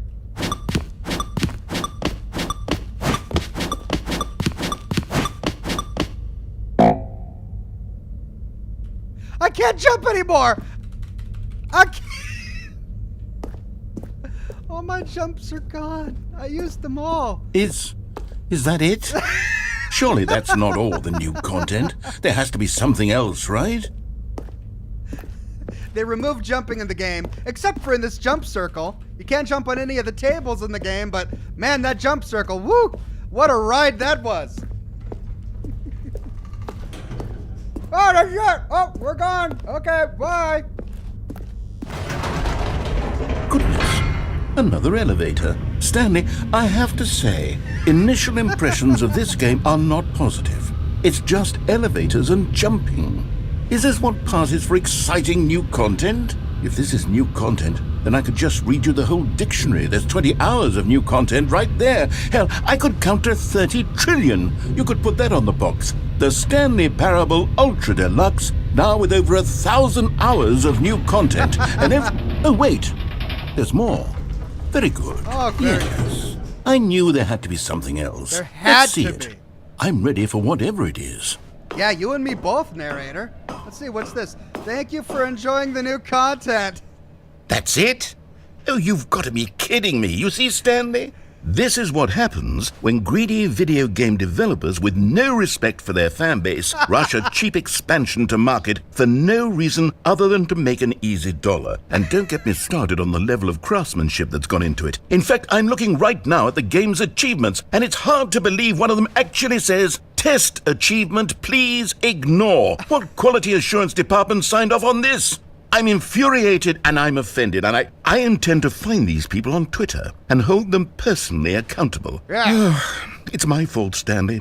I built up too much anticipation around the new content, I'm afraid. It could never have lived up to such expectations. If you're still with me, why don't we just reset the game? Yeah, and we'll not doing try that to again. get back to what the Stanley Parable is really about. No frills, no gimmicks. Just you and me having a great time together like always. You and me, buddy. What do you say, friend? I've done this before. The last time... No, what? Oh, this is new. Okay. Wait a minute. We're back in the office, but... This is new.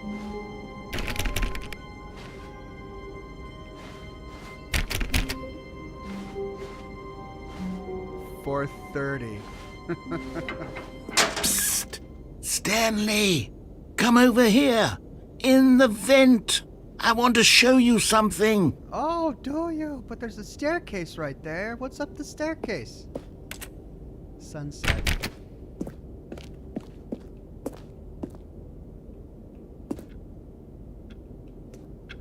Oh, you don't want to see the cool surprise I made for you? Well, fine. You're a dork anyway, so who cares?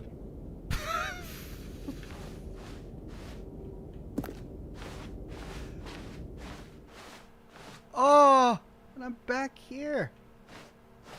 Fine, let's go see what's in the grate. I don't want to go back there without missing out on the cool surprise. Oh, never mind. You're not a dork. Yeah, I can crouch. Look at that. I'm crouching. Coffee nut.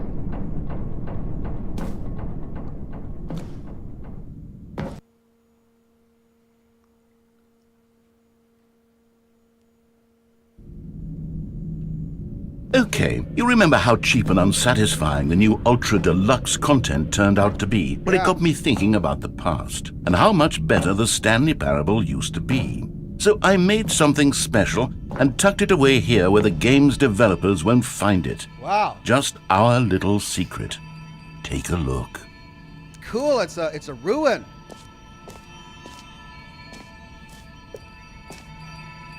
You made this just for me, buddy? I call it the Memory Zone. It's where I've been storing all my favorite memories so I can relive the peak experiences of my life whenever I want.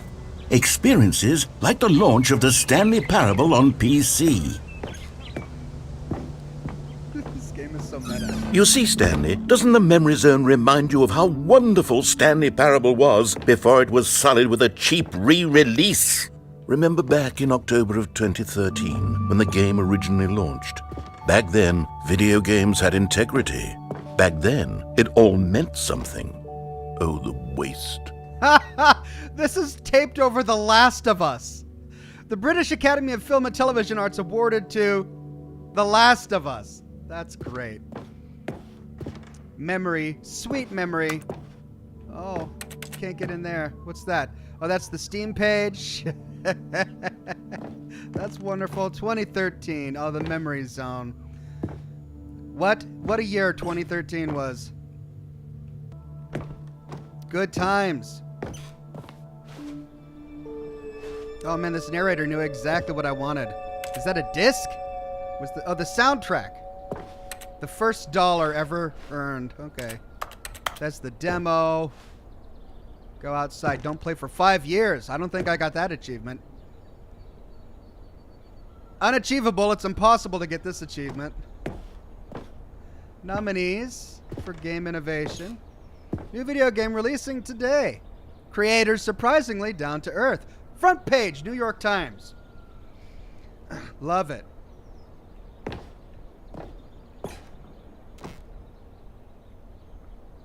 Stanley Parable deals tough choices. Oh, there's the piano. In In memory of little Stanley, little hamster. Je suis dans la mémorisation, c'est sur l'abri des loups, et je n'attends. And over here is where I keep reviews of the Stanley Parable. Like this stunning triumph of games journalism, 10 out of 10 from Destructoid.com. There we go. James Stephanie Sterling writes, and I quote, "Where so many games that aspire to be more than games end up less than any form of art, Stanley Parable strives and then succeeds to be every game ever created." Did you hear that, Stanley? Every game ever created. That's how grand and all-encompassing the original Stanley Parable was.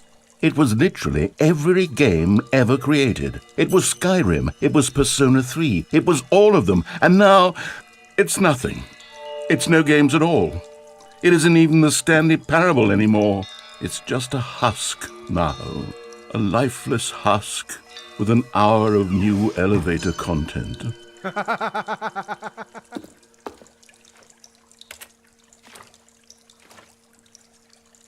Wow. The new content is just all about the original game. Oh, it's great. Pictures. We've got a dark basement there. Original. Do we go down to the dark basement? Memory zone maintenance. Oh, why can't I go see memory zone maintenance? Can't go in there.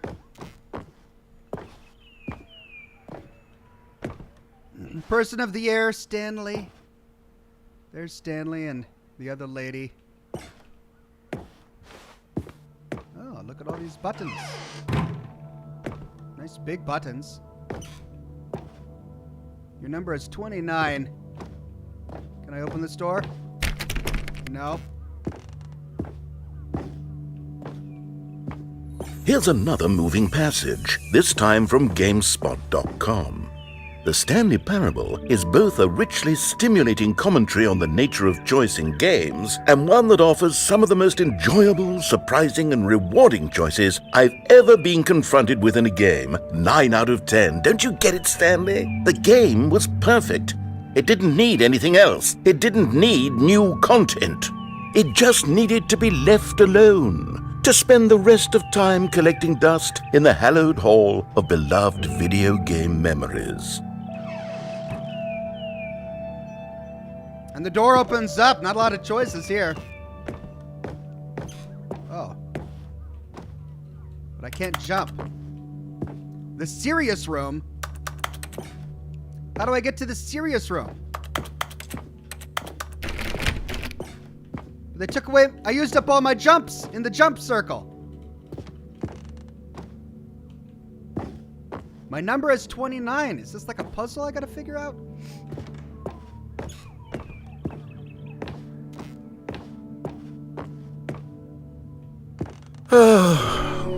These were simpler times, Stanley. But I wouldn't give to go back to have it all over again. Wait, hang on. I don't recall this part of the memory zone before. What's this? What's down here? Hello. Cool drinks. Steam reviews. Uh-oh. Oh no. Oh God, no. Stanley, it's a collection of reviews from Steam, the online video game distributor. I haven't looked at these in years. I can't even imagine what's been collecting down here. Surely these reviews were glowing as well, weren't they? Oh no. Honestly, I could not be bothered to play this game to full completion. The narrator is obnoxious and unfunny, with his humor and dialogue proving to be more irritating than entertaining. Unfunny! I'm not trying to be funny. I'm trying to make a serious work of art. I suppose I could write up a handful of gags to insert into the Stanley Parable, but the game is already such a densely layered web of profound philosophical insights that I can't even imagine where I'd have the room to stick them. The No Man's Land of Steam reviews. Of course. Oh, God. We could go through there. Looks like that's it. Oh. What's in here? Can't jump up to see. Took my jump ability.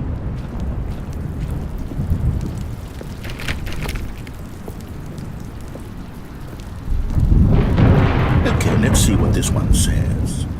While the idea for the game is good, for someone who prefers non-linear games, this preachiness gets annoying fast. Preachy?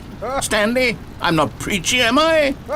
You can tell me if I'm preachy. Honestly, you can. Oh, goodness. This is actually quite shocking for me. To be honest, I had always thought of the game's dialogue as being rather terse to begin with. You can't know how much fluff I cut from the game to get it to feel as light and airy as it... Well, I always thought it did. But maybe it wasn't. Oh dear. What an awful memory to have to hold on to. These black marks on my otherwise unimpeachable track record. I feel like a failure. Like I let these people down. Perhaps the Stanley Parable isn't quite as sterling as I always remembered. And now those black marks are immortalized in the Ultra Deluxe edition.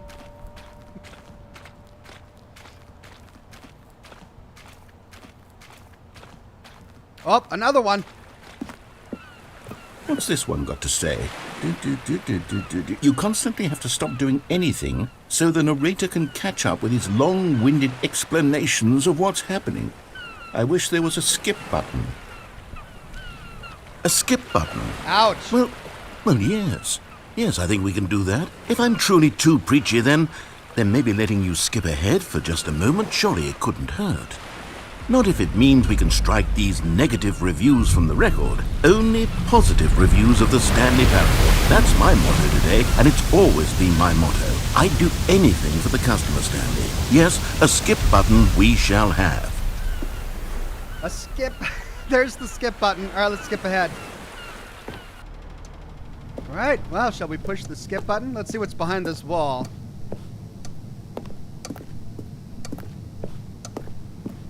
Nothing. Let's skip. We're gonna skip you, narrator. And here it is. Go ahead and give it a shot. I'll pop you forward in time so that the second my incessant... Oh, you're back, you see. You were only frozen in time for a few minutes, but it was plenty of time for me to deliver a long, rambling monologue full of unnecessary verbal flourishes and lengthy ruminations on the nature of choice in video games. Of course, I happen to believe it was perhaps...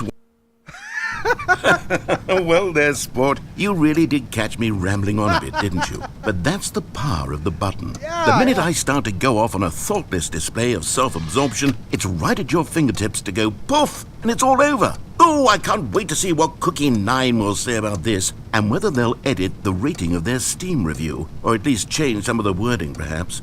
To be honest, I don't even know if one... Okay, welcome back, Stanley. Now, I should say that the amount of time the button has been skipping through is becoming longer and longer. That last one was, well, I want to say maybe 30, 45 minutes? It's not unendurable by any means, but it's, well, there's really only so much I can ramble on to myself about. I know, it's shocking, isn't it? But at any rate, I do suggest that we not press the button again.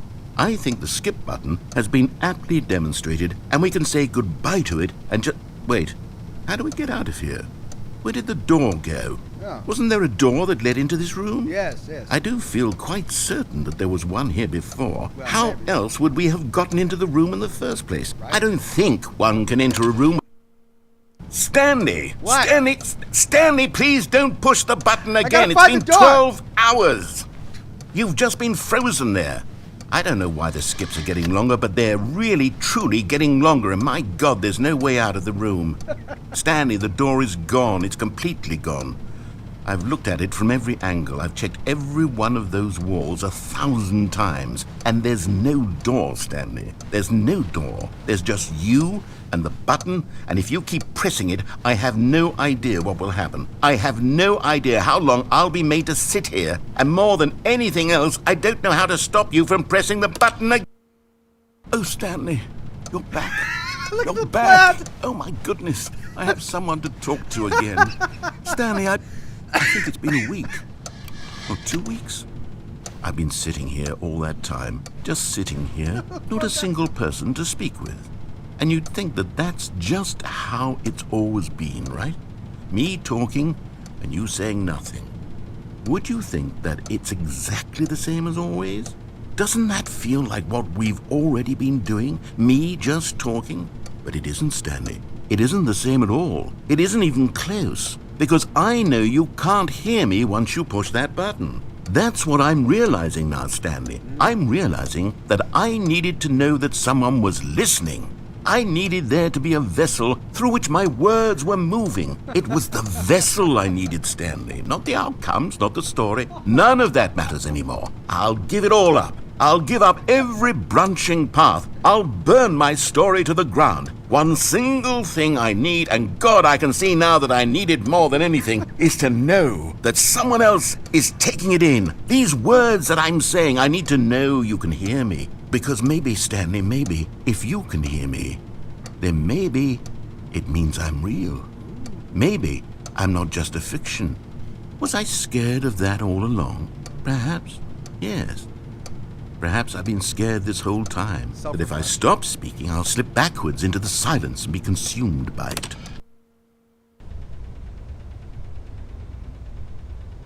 Oh, hello, it's you. You're here again. Welcome.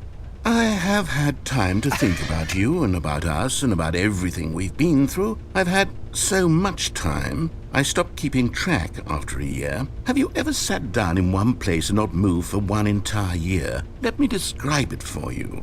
To begin with, there is only regret. There is only the turning wheel of missed opportunities. I felt nothing at all but regret for the longest time, Stanley. Days, months. I lost it all in a blur of the deepest longing to undo the past. And when that feeling had begun to subside, what took its place is what I can only describe as the collapse of every moment I have ever experienced my entire life. Ouch. All of them collapsed down into a single instant.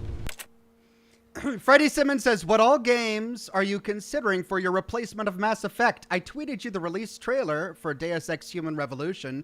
That's one of the games I'm considering. Also the Halo franchise. I'll try and figure it out in time for Monday. Alt Grendel says, push it! In that instant, I could see myself clearly, calmly, with a collected heart. It was an impossibly rich wellspring of both delight and disgust simultaneously.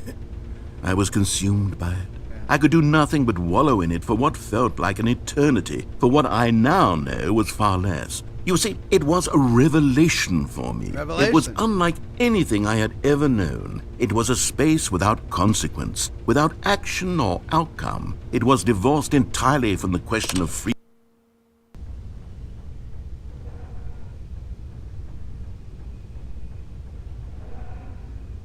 Are you asleep, narrator? Where'd you go? Is he dead? Did I skip right through the narrator's life? I'm kind of sad that I had to skip all of that. I kind of wished he'd keep talking. All right, let's skip again.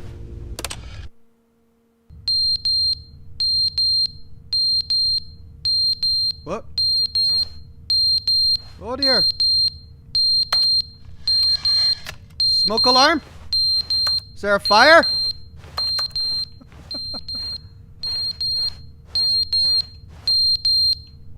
Maybe that means the battery's getting low. Narrator, where'd you go?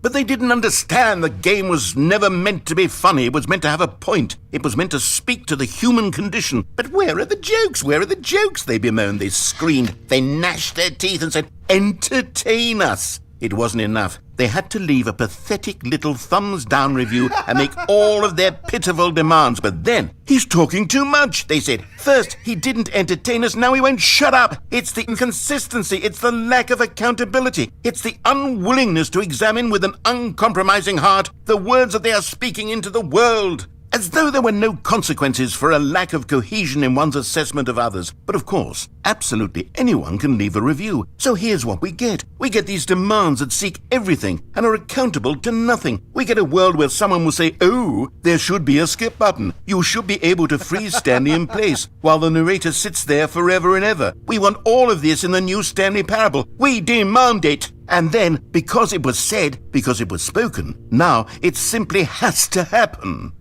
The most immediate desires, every single thing demanded by every person at every moment in time. If someone wants it, then it's a crime not to bring it into being.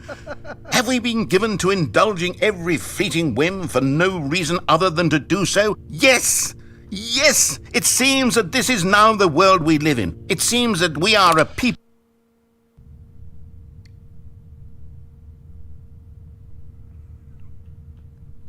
I'm stuck here. I'm stuck in this room with a skip button.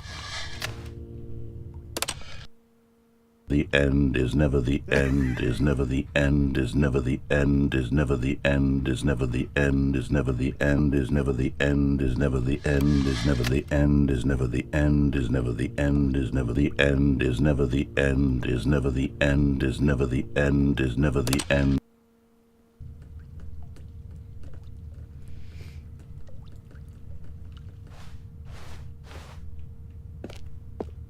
Now tell me there's a door. No, and the button comes back.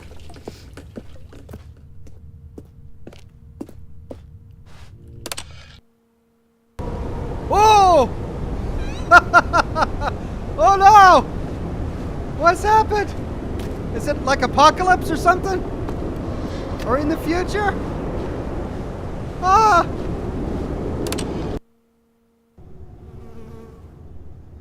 Oh, I hear flies. Is that the corpse of our narrator being eaten upon by flies? What was that on the ground over there? Hold on. The ladder is tipped over.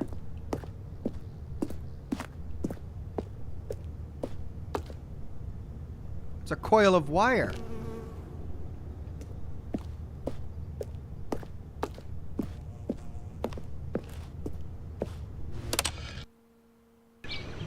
Ah! Well, where's the music coming from?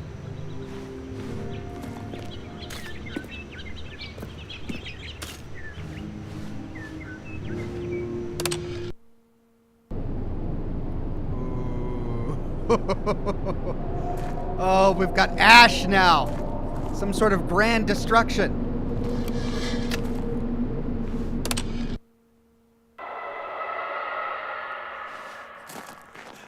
What's out there? What's screaming? The pipes have fallen down now. Oh, those ghosts! What's screaming? I'm sorry, I skipped. Oh, no! Oh, the skip button's broken.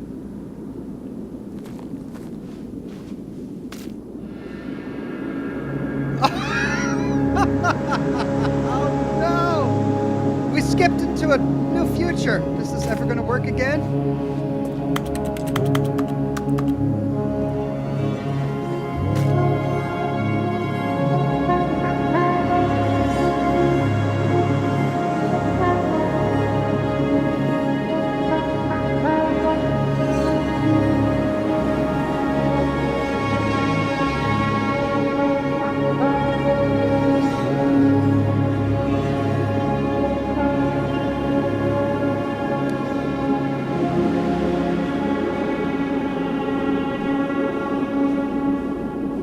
There's your apocalypse, Ox, says Laura. Indeed. Oh, no. This is the end of new content. Don't put me back. Oh, God. Someone was following Stanley. He was sure of it. If he checked over his shoulder now, he would surely catch them. It was only a matter of time. What? What? Someone's following me now?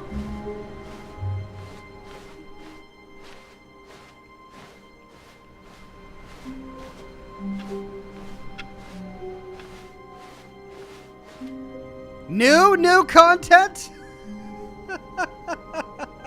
No. What's next? Lucky Babcock says, this is amazing, Ox. I know. Oh, good. You notice my sign. Yes, I have something very exciting to show you. Okay, so more new... Well, you're back. I'm glad you're back. You're not dead. I thought we skipped to the end of the universe. Oh, dear God. This game.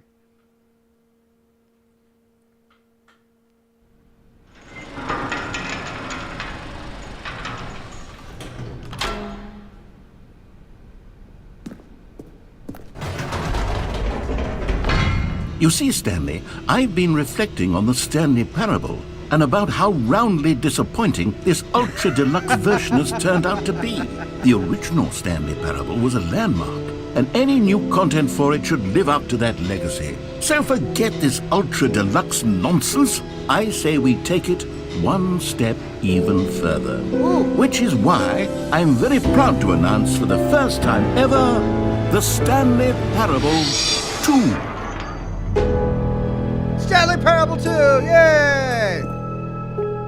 Yes, you see, isn't this far superior to a measly re-release with a few minor additions? Think of all the new territory we'll cover with a fully fledged sequel. An entirely new experience, built from the ground up. Why, there are so many possibilities. It could go in so many different directions.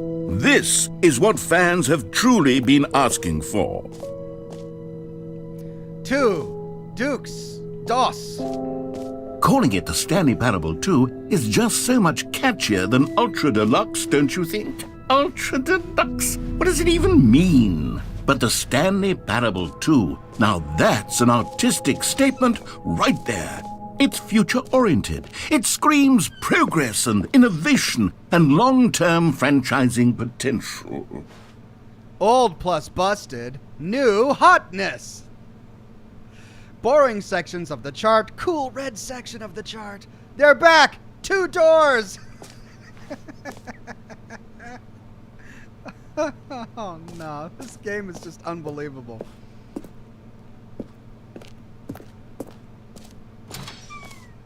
Now, to be clear, I haven't quite nailed down what exactly the Stanley Parable 2 is going to be, but let's take a look at some of the features I've been developing for it. I figure that if I can loosely organize a handful of interesting concepts, that surely the game will sort of naturally spring up around them. It'll all work itself out. Game development is much more of a fuzzy magic than anything scientific or logical, really. New features! This way to the show floor. Okay. New content. The bus is here for new content. Do we take the bus? No? Or we go through the red tape here. 2.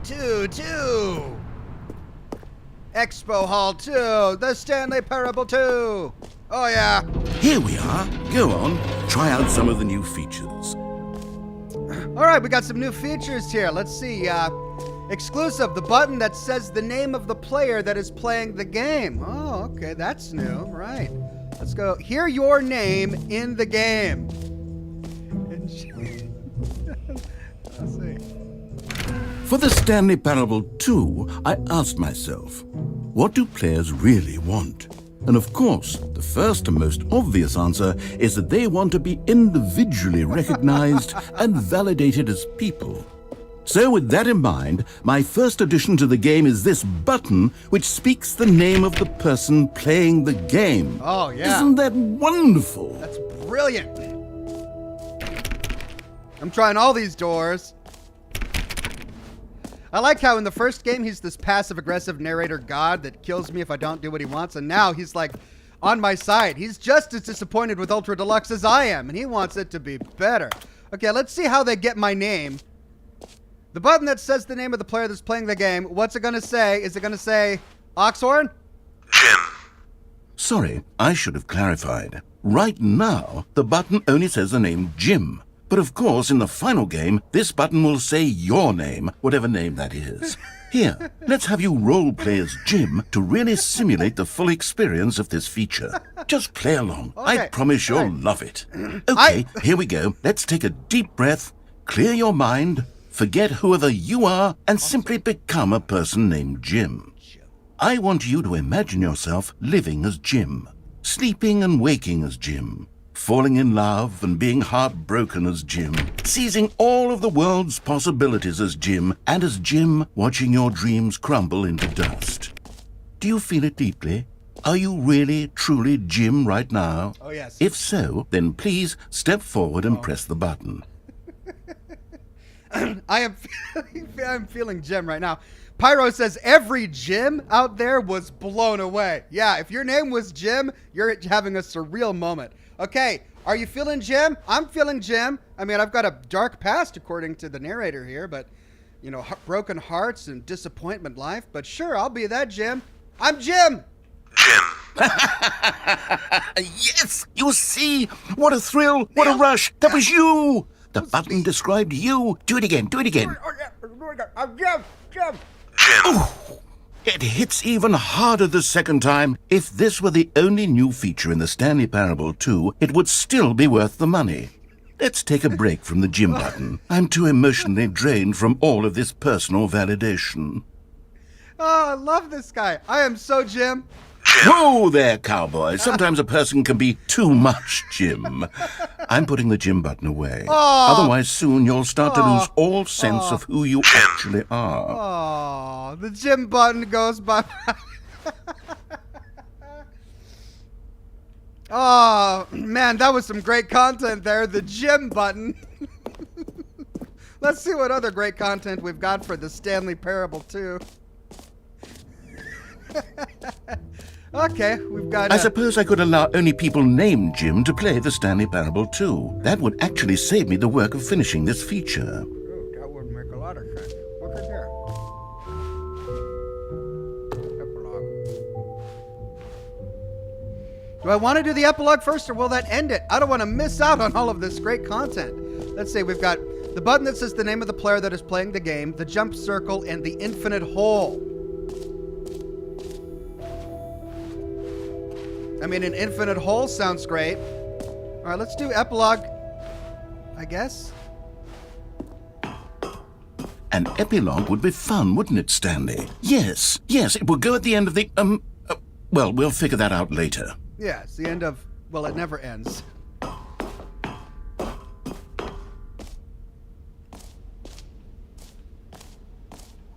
Okay, the infinite hole, let's see.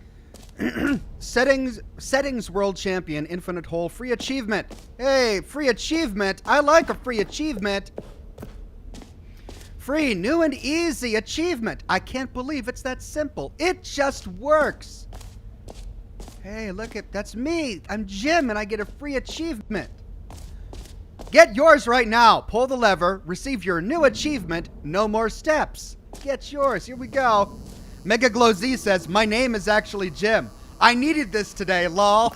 Now, here's something special. Awesome, you Mega remember Glow. that broken test achievement that got left in the game on accident? Well, I'm developing a technology to simply give you the achievement.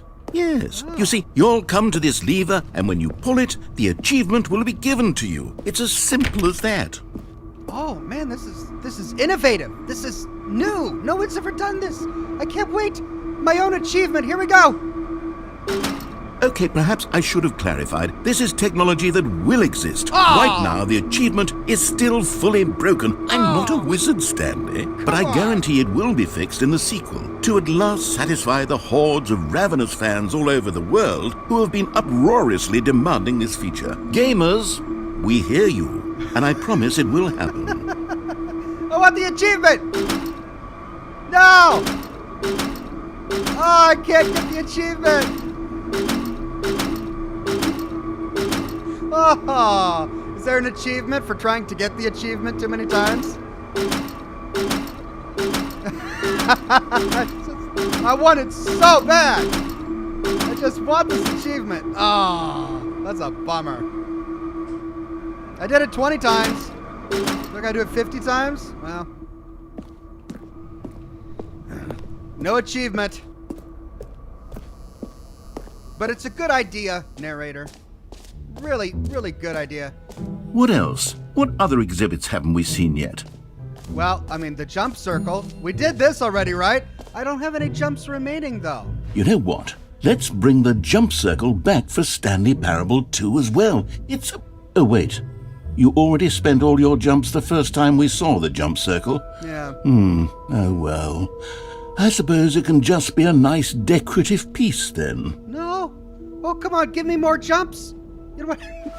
You can't give me more jumps for the new jump circle? Oh. Collectibles. I love collectibles. Wow, look at all of these things. All right, let's go get some collectibles. That's the exit. I don't want to exit yet. Let's see. New collectibles. Can you find them? Oh, collect them all. Digital collectibles. Ah, collectibles. Now it's a real video game. Hey, In the Stanley Parable 2, you'll run around gathering up these miniature Stanley figurines. And what's truly innovative is that there will be no reward for collecting all of them. What? I don't want to stifle the intrinsic joy of watching a number go up. You simply collect all of them, and then you move the hell on with your unremarkable life. But it's a collectible. I gotta get them all. Look, it's a Stanley collectible. Look how happy he is. Just being Stanley. 1 of 6. Okay. 5 more to get. Can I find them all? Can I go back? I can't go back.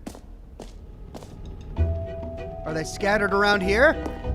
God, it really is the worst when you collect everything in a video game and then they give you a big fancy reward for it. Absolutely tragic. There's the infinite hole. What's this? No screenshots. Press. Okay, I'll be honest, I haven't yet decided on this one. I think that in the new version, the office could use a bit of decoration, like balloons. But I'm undecided on Get Well Someday and Happy 12th Birthday. Which would you go with? Oh, it's so hard. Get well someday can apply to anyone, even if you're not feeling sick. It's still nice to know that someone wants you to get well, but happy 12th birthday, Stepney's, that's so specific. I can't turn away from something so specific. You know, sometimes when you solicit another person's opinion, it makes you realize that you knew which one you actually really wanted all along. Get well someday it is. Oh, well, thanks for giving me the choice, guy. Oh, wow. And my poor Stepneys will sadly not get a happy birthday. Ooh, merch. Or actually, maybe I should have gone with... No, I've made my decision. We're moving on. Moving on to merch.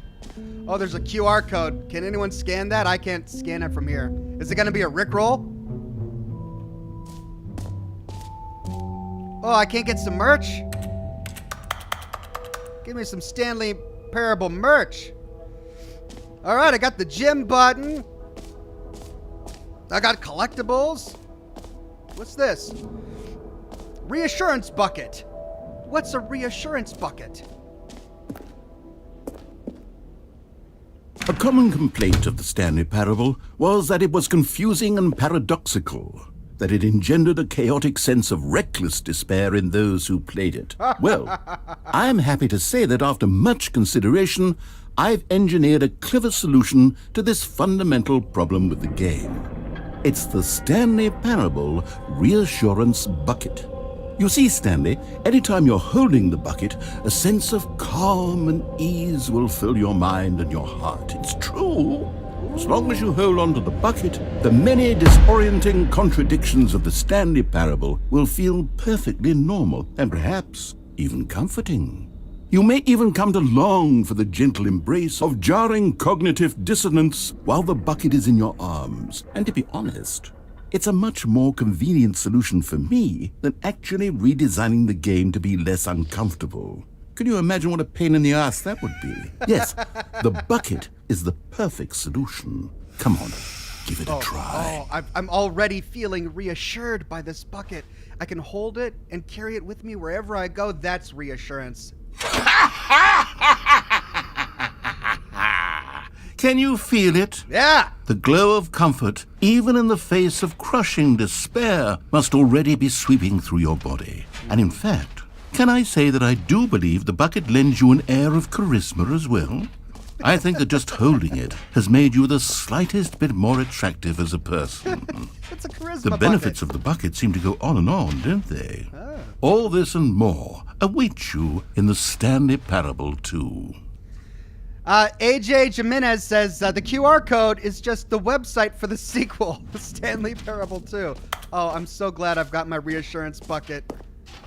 There's the copier again, the suicidal copier. Well, that was a nice bucket. Thank you for that one. Is there anything in this store? No. All right, well, I got my reassurance bucket. Does anyone give out awards for most enjoyable bucket in a video game?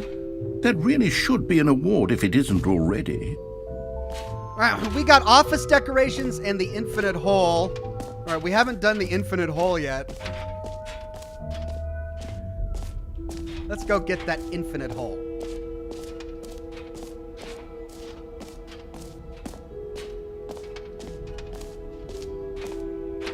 Ooh. I'm deaf. Right, they're really nailing the concept of an infinite hole here. Hole entrance to infinity. What's this? Infinite hole chart. Hole, depths, space, more hole, science, question mark, infinity, more, falling, educational, use only. Oh, what's this? It just keeps going. It's an infinite hole. We got to try this out. Give me that infinite hole. Oh, I can't go upstairs? Would going upstairs make the infinite hole more Stanley, infinite? here's an idea that I'm truly fond of. It's never been done before in a video game. This is, in fact, a hole that you can fall down forever. That's right. Infinite falling. You can fall until the end of time, if you like. A stunning leap forward for video games as a medium.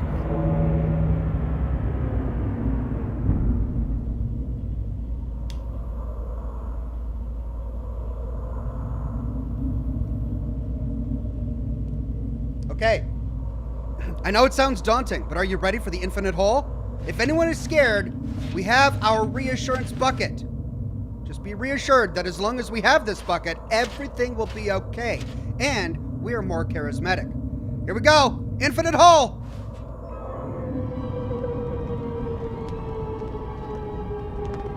You see, isn't it wonderful? One of my more ingenious concoctions, if I do say so. Now then, since you've gotten to see the infinite hole, you can press the teleport button to pop back up to the top, and we can continue onward. Now, I don't mean to be a bummer, but I do recommend you use the teleport button to go back to the top. Maybe do it on the sooner rather than later spectrum of things. Why? It's infinite, right? Nothing's gonna hurt me at the end of the infinite hole. It's infinite. Okay, Stanley. I don't know quite how to say this tactfully, but it's possible that I slightly exaggerated the infinite nature of the hole. Oh. Okay. Is it a very, very deep hole? To be certain it is. It's an extremely deep hole. I don't want anyone to say that it isn't an astonishingly deep hole. It is. Is it infinite? Well, that sort of depends on your definition of infinity. From one perspective, the infinite is merely philosophical in nature. It's more of a... Okay, well, good for you. You found the bottom of the hole. You found me out, Stanley. I'm a liar and a cheat, and you're so clever. Look, I think the issue here is just that you're unusually fascinated by falling. What normal person actually wants to fall infinitely? You just I like the figured the feature. hole was as deep as anyone would actually need. Don't you put this on me. Maybe you're the problem. Oh. Look, things got a little heated there. I think we both said some things we didn't mean. Why don't we just put all this behind us and agree to just call the hole mostly infinite? If that works for you, then go ahead and press the teleport button to warp up to the top of the hole and we can move on. I'll just be up here when you're ready. Right. Well, that was disappointing. It was your feature, narrator. You're the one trying to sell me on the infinite hole, and I'm buying it. I'm in. I want the infinite hole, but no. No, it's only mostly infinite. And you're going to chastise me? Just the two of us. We can make it if we try. Just the two of us. Building castles in the sky. Just the two of us. You and I. Well, thank you. It's just the two of us in this entire game.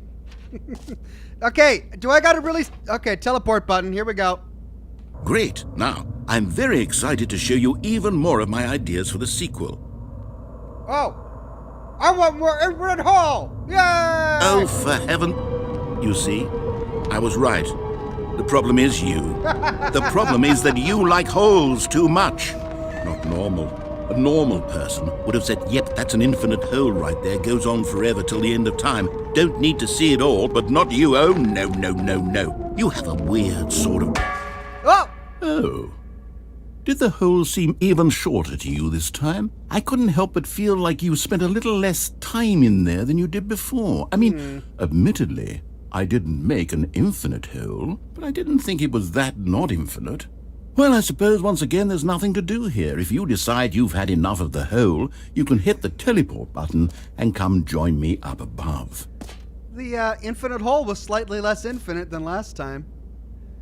Meeting at 2 p.m. 2, it's the second one.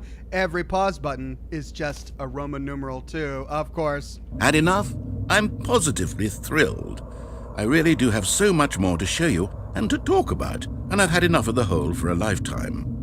But it was such a great feature. Don't sell yourself short. People are gonna love the infinite hole. I love it. I want more. Gosh, how could I have guessed? You're back in the hole. If this starts to become a thing where... Wow. Okay. Yes. I'm starting to become extremely certain that the hole is not only not infinite, but that it's growing steadily less and less infinite. I suspect that I'm starting to hit the point where it's no longer feasible to call the hole infinitely deep, even by the lax overall standards for accountability and marketing. What's going on here? Stanley, I have no explanation for the uncertain nature of the hole's length. Here, let's try something. Let's pop back up to the top, and we'll see if it gets any shorter. That sounds scientific to me. I like that. It's an experiment. Oh, there it is. The shame of my lie has come to haunt me. Oh. Not only is the hole not infinite, but it's barely even a hole at this point. It's more of a concavity, or even a very aggressive divot.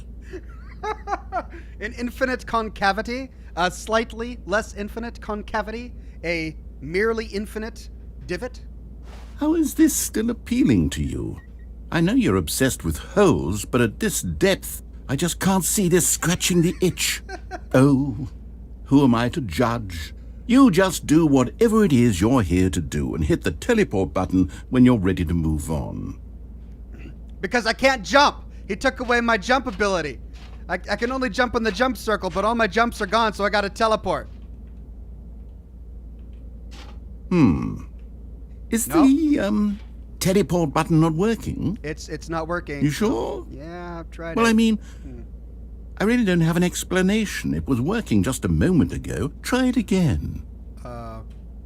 Yeah, it's still broken. Still nothing? Well, I suppose there is one thing I can do to fix this. Let me jump. I'm out. Goodbye, Stanley. What? You couldn't bear to be away from the hole, and now you'll get more time with it than you could ever have asked for. You're It's leaving? a win for everyone. You get to be with the hole, I get to do literally anything else. Take care, Stanley. What? I hope you and the hole have a wonderful rest of eternity together. This reassurance bucket isn't working. I am suddenly not very reassured. Come on, let me out of the infinite hole. The teleport button's not working. Narrator, get back here. Where'd you go? Your bucket doesn't work. Your hole doesn't work. And I'm not named Jim.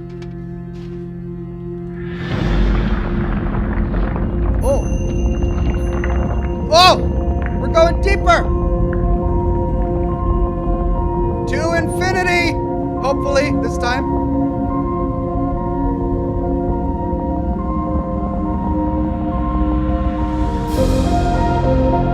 Wow. It's an infinite hole. To infinity and beyond.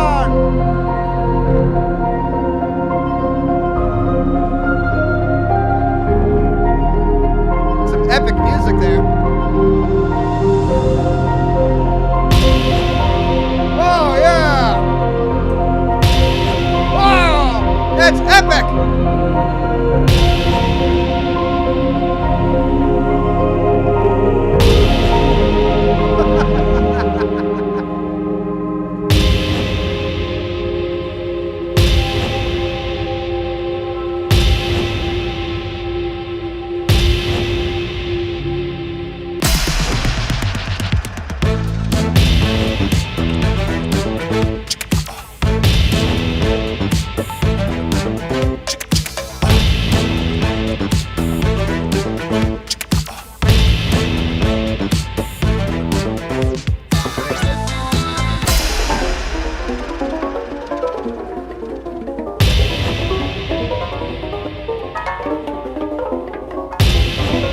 it's unsettling.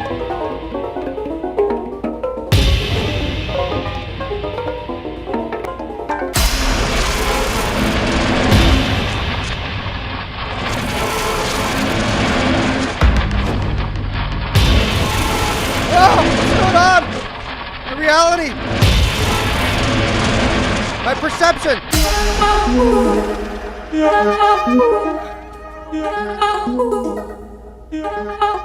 My reality. My perspective.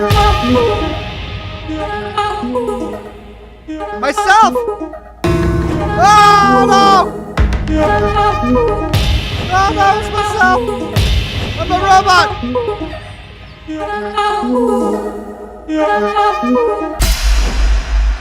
My head's stronger. Now you're no longer using up this space of mine. My head's stronger. Now you're no longer using up this space of mine.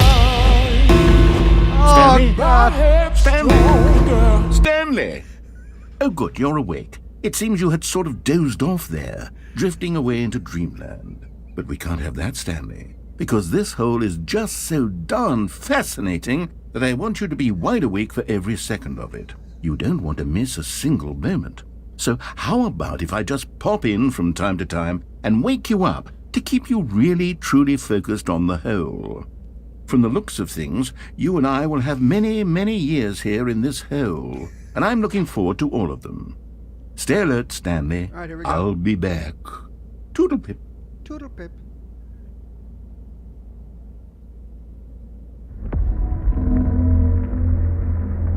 We're doing this again.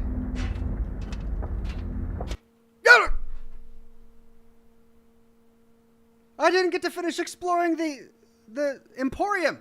Oh, we're back here. Yay. Okay. Well, no more infinite hole. I think I'm infinite hole now. Here we are. Go on. Try out some of the new features. All right, we did office decorations. We did the reassurance bucket. We've got the button that does the name of the player. We did the infinite hole. Mostly infinite hole. It's now mostly infinite.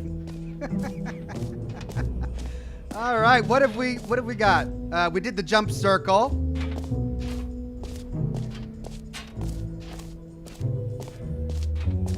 The mostly infinite hole. Fine, it ended. I mean, honestly, I kind of want to go back into the infinite hole. What happens if we do it again? Back to the hole, says Andrew. Are we going back? Here we go. Oh, no. No, I can't go back to the infinite hole. Aww. No more infinite hole for us. And I'm not finding any more collectibles. I'm so bummed. I only got 1 of 6. Of course, I think that's probably the message that the game is trying to send. But man, I'm really sold on the collectibles. I want more. Epilogue, collectibles, infinite hole, office decorations, settings world champion. We didn't do settings world champion. Where's that? So it's going to be...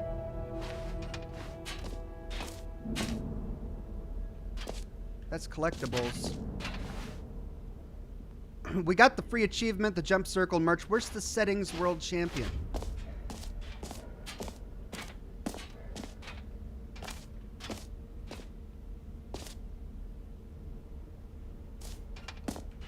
I'm having a hard time reading the map. All right, so there's merch. There's the sign.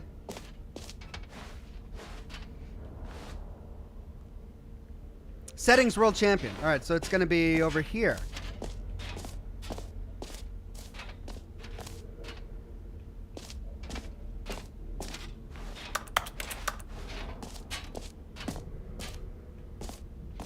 Well, maybe it's not made yet.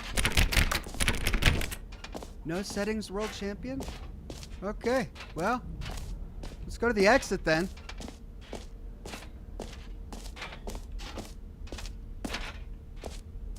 Maybe the statue is a giant collectible? Says Quackles the duck. Oh yeah, let's get the statue. Ooh, it's spinning. can't collect them all. That's it. We're done with collectibles. Okay, exit.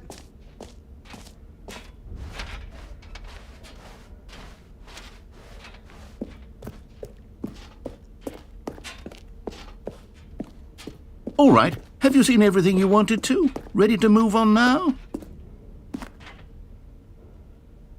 Maybe take a screenshot in the no screenshot room? How do you take screenshots? Good idea. Is it... How do you take screenshots in Steam? Is it F10, F11?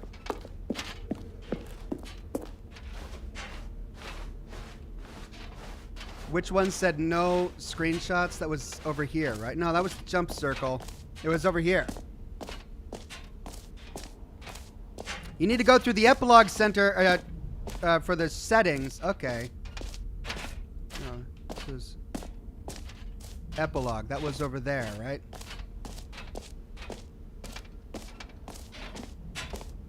No screenshots. Ooh. F12.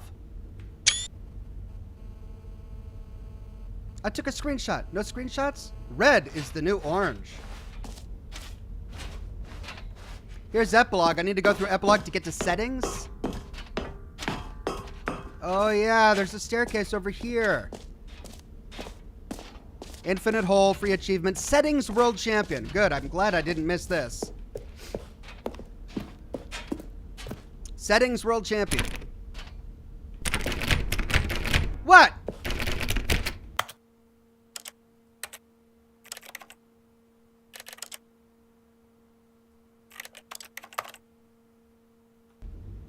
I can't do settings. Oh, that was lame. Charmy Russell says, afternoon Ox, just got to work. Time to get caught up on the stream. Thank you, Charmy. You're in for a treat.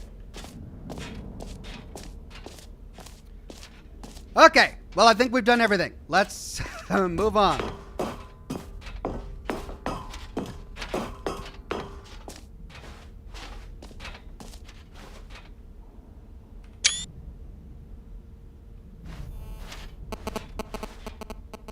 What's that noise?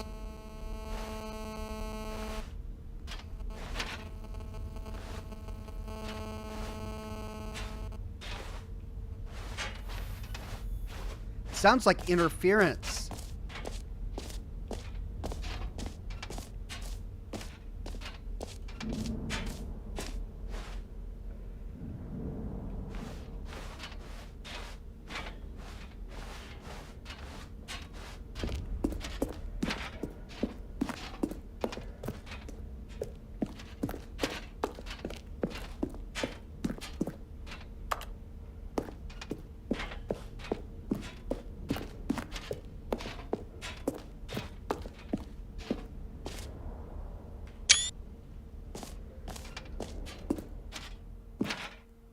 So, Stanley, what do you think? Do you like all of the new features? Yes, I know it's not exactly clear yet how exactly these features will come together as one single coherent video game, but I can feel it in my soul. It's going to work. There's definitely a good game in there somewhere. Say, let's do an experiment. I'll arrange these new features together, and we'll see whether or not it coheres into a meaningful gameplay experience. Okay. Are you ready? Here Ready. it is. I give you the Stanley Parable 2. Yeah. Oh. Hey, there's a new thing. I mean, there's potential here, right? It's sort of... Okay, never mind. Hold on. Let me do a different arrangement. Okay, yes, this is much better. I feel good about this. Here we go. Version 2. Whoa. Who am I kidding, Stanley? This isn't a coherent video game at all. It's a lot of gags. And I do very much enjoy creating gags, but they don't add up to anything. I wanted more than anything to create a sequel that would capture all the magic of the first game. I wanted fans to love it. No matter how good these gags are, they won't stand on their own. They would need the structure and the gameplay of the original. Wait, maybe that's it. I can take the original Stanley Parable and simply, well, insert a few of my new features into it. Tastefully, of course. With respect. With care for the vision and integrity of the original game. Would it possibly work? I suppose it could. But it would need a really, really tremendous title screen. A title screen that says with bold and uncompromising conviction, "This is the Stanley Parable 2." Let me see if I can whip something up. Yeah, let's see what you got. All right, perfect. Go ahead. Take a look. Oh, no.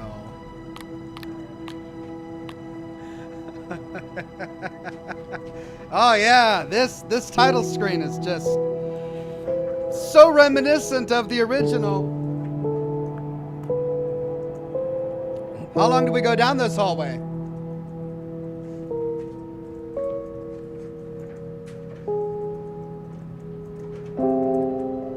It's never ending like the hole, isn't it? Can I look around? I can't.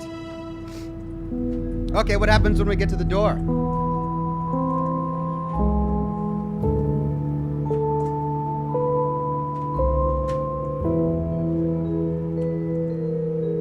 It just opens.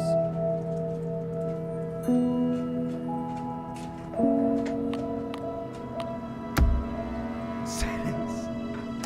All right, let's go. Begin the game.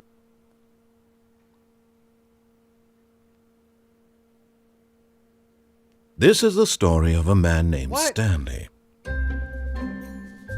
Stanley worked for a company in a big Balloons! building where he was employee number 427. Employee number 427's job was simple.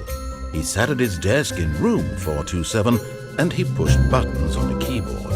Orders came to him through a monitor on his desk, telling him what buttons to push, how long to push them, and in what order. This is what employee 427 did every day of every month of every year.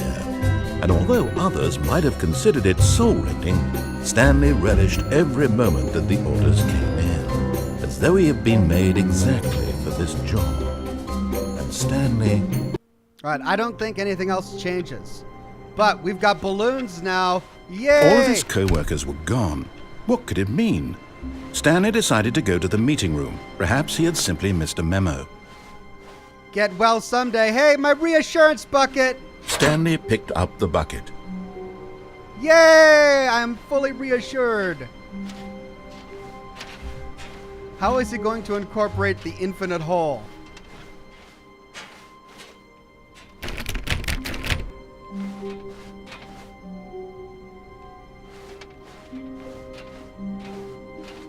Stanley clutched the bucket tightly to his chest and entered the door on his left.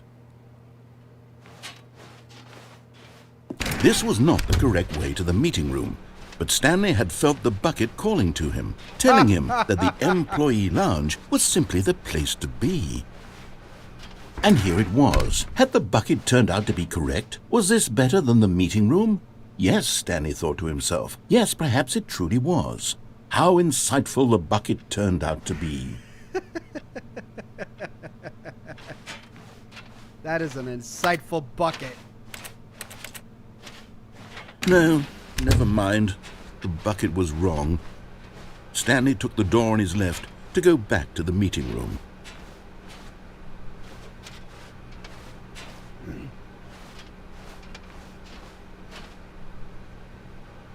This has got to be where the hole is. No, Said the bucket.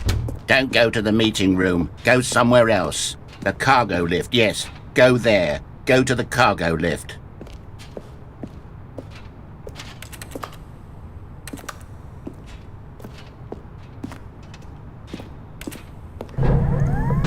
Good, Said the bucket. now ride the lift all the way to the top. There's something up there I need you to do. Stanley did not question why or how this bucket was speaking to him. It should have alarmed him, of course, because buckets can't talk. But Stanley chose not to think about this obvious fact. He was firmly convinced that the bucket had spoken to him, and he unthinkingly did whatever the bucket asked.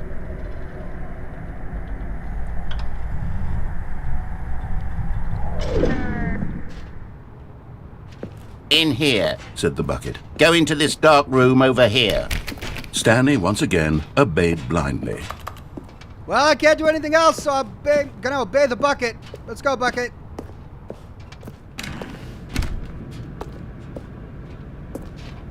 Dark room. Now pick up the phone, Said the bucket. pick up the phone, and it will take us back home, where we can go about life together. Whoa, hold on. Why did you unplug the phone?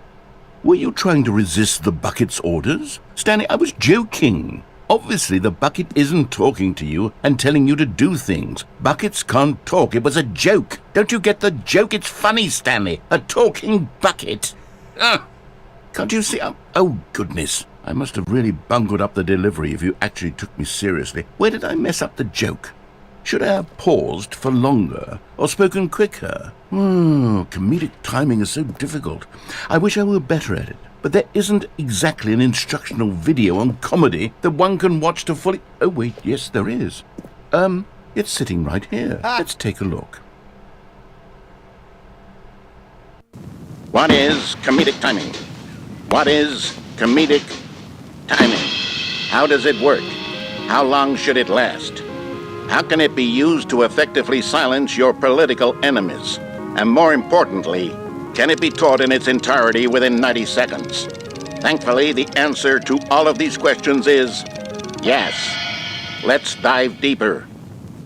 If you've ever told a joke or made someone laugh, in all likelihood, you did it while standing 50 to 80 centimeters from them in a room of no more than 76 degrees Fahrenheit, with one of your arms raised straight upward at a 15-degree angle from your body.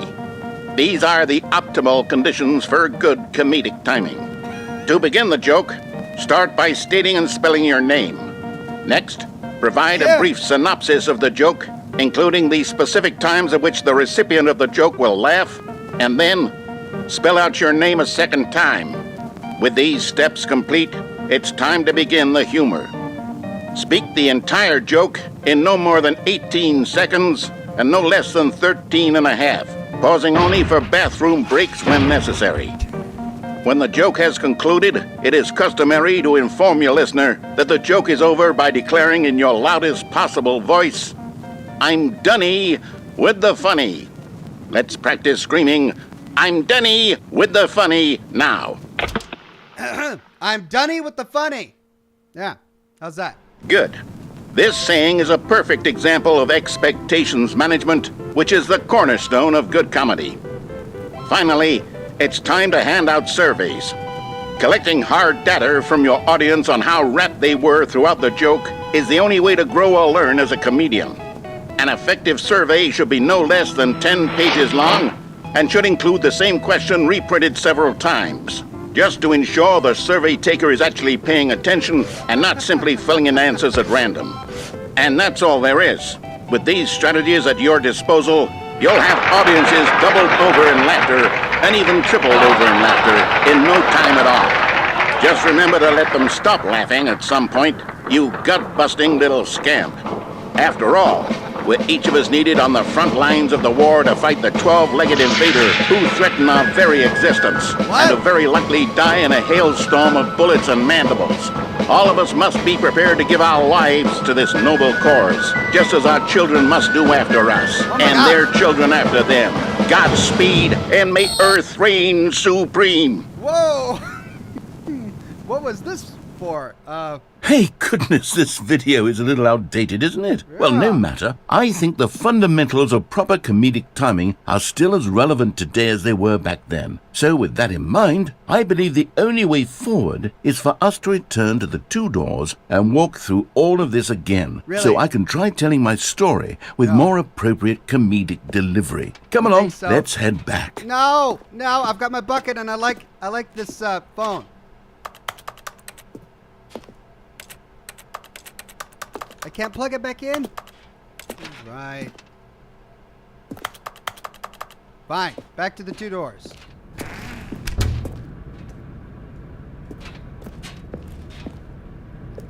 So wait a minute, in this universe, we got invaded by insects from outer space? Okay. Well, that was great. I can feel it. This time, I'm really going to nail the delivery. You'll be in stitches. A talking bucket, you'll say? How ridiculous. How absurd. What a hilarious concept. The king of comedy. That's what you'll call me. Thank goodness we had the instructional video. Otherwise, who knows where we'd be right now. Well, I wouldn't be the king of comedy, that's for sure. The bucket spoke to Stanley. The bucket spoke. The bucket spoke. Oh, I'll figure it out on the fly. No need to overthink things. So we're not going through that door? Because that led back to the conference room. Okay.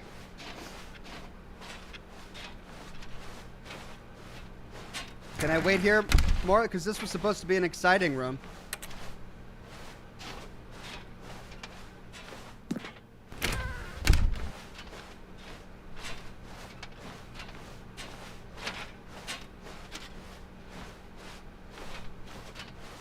Here we go.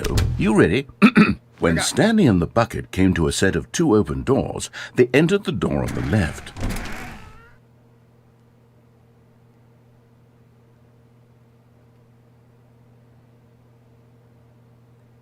Wait for it.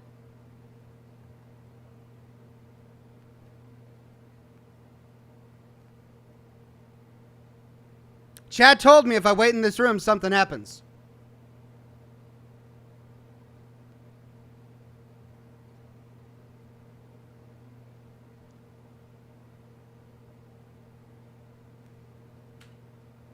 No. Okay. All that waits for us in the room on the left is the manager's office. There was only one room over here that I didn't explore.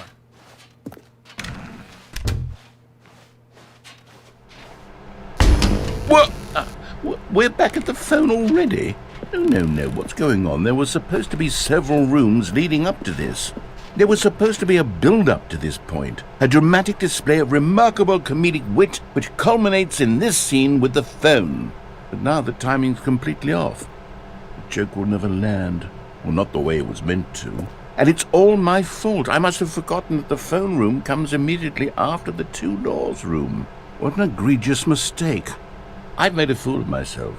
I don't deserve the title of King of Comedy. I'm nothing. I'm not even the lowliest joke-telling whelp. I think I need to go back and rewatch that instructional video again. Not again. Yes, surely that will help me improve my... No, not again. Here we go. You ready? When Stanley and the bucket came to a set of 2 open doors, they entered the door on the left.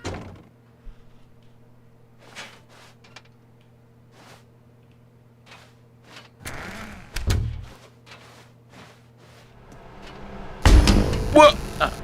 We're back at the phone already? No. Whoa. Here we go. You ready? When Stanley and the bucket came to a set of 2 open doors, they entered the door on the left. Is it going to repeat? What? Yeah. We're back at the phone already? No. Here we go. You ready? When Stanley and the bucket came to a set of 2 open doors, they entered the door on the left. No. You were supposed to go through the door on the right, leading back to the phone. Did you not even look at the instructional video? I think this is all covered very clearly. There's no way I can make the comedic timing work now. It's done. The joke is completely done and over. It's all your fault, Stanley. I'm going to be ridiculed in the community of other joke writers. I'm going to be shamed at every one of our meetings from now on. All because you couldn't watch a simple video and take a hint. Are you proud of yourself for bringing me down, Stanley? Are you proud? Stanley, you love the bucket so much it's like you... it's as though all of your other most prized possessions pale in comparison. Yes. What? Well, let me try that again, Stanley. I heard that you are pale with shame over how unabashedly in love with a bucket you are. No? Still not... Is it the delivery? Pale with shame. Yes, Pale I got with it. Shame. Pale with shame. Pale... What's another word to describe a bucket? Stanley, this bucket is so metal, I think I saw it playing guitar.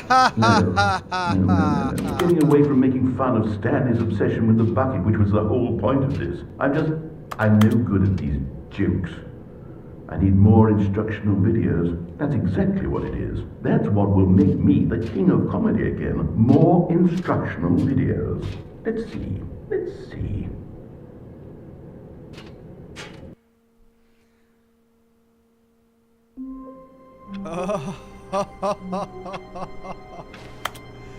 There's papers everywhere now. Oh, what's next? All of his co-workers were gone. What could it mean? Stanley decided to go to the meeting room. Perhaps he had simply missed a memo. Oh no, what happened? Do I take the bucket? Oh yeah. Stanley lifted the bucket into his arms, and a wave of comfort rushed over him. I'm so sad I didn't get the infinite hole though.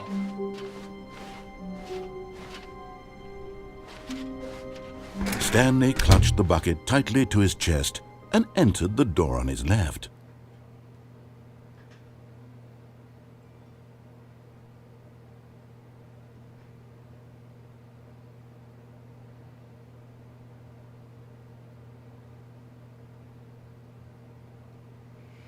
Right. Guess we go to the left.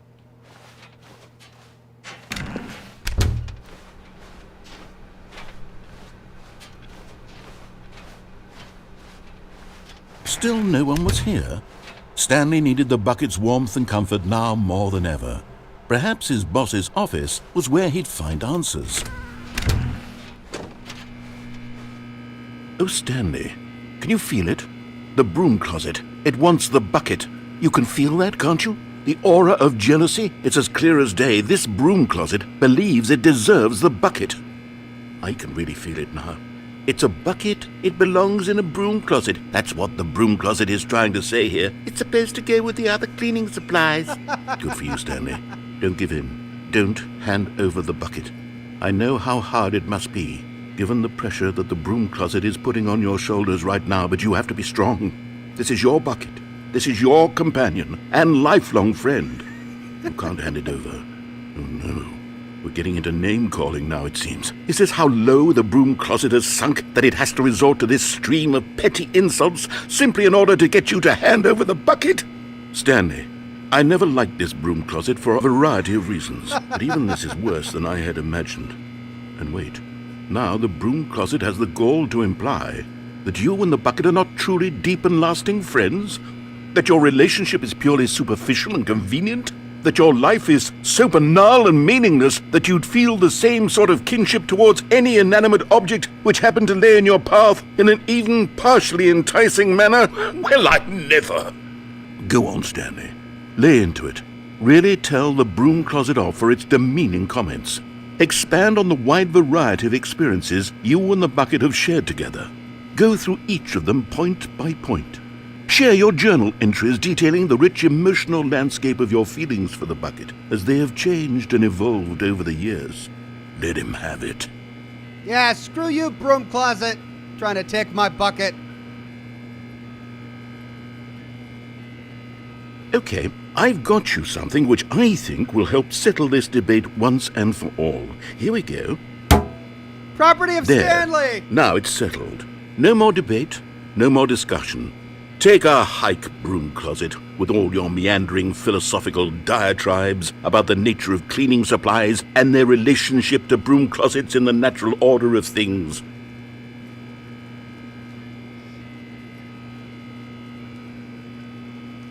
All right, I've got a second sticker back here, and I'm going to slap it on as well because I think it's appropriate. You see? I feel that it works because the sticker is also a bucket. That way, if you're ever unsure whether the thing you're holding is a bucket or not, you can look down at this sticker and say to yourself, "Ah, it's a bucket." There really is a wide variety of applications for this sticker.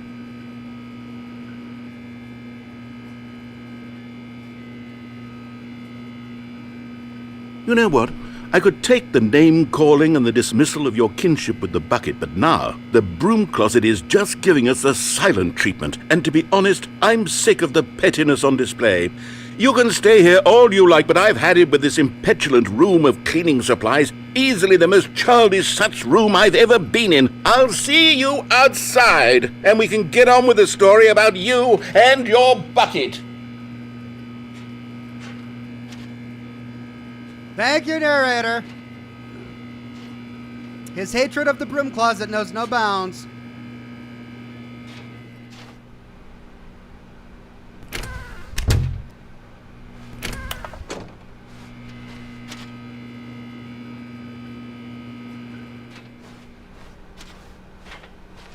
Coming to a staircase, Stanley and the bucket walked upstairs to the boss's office.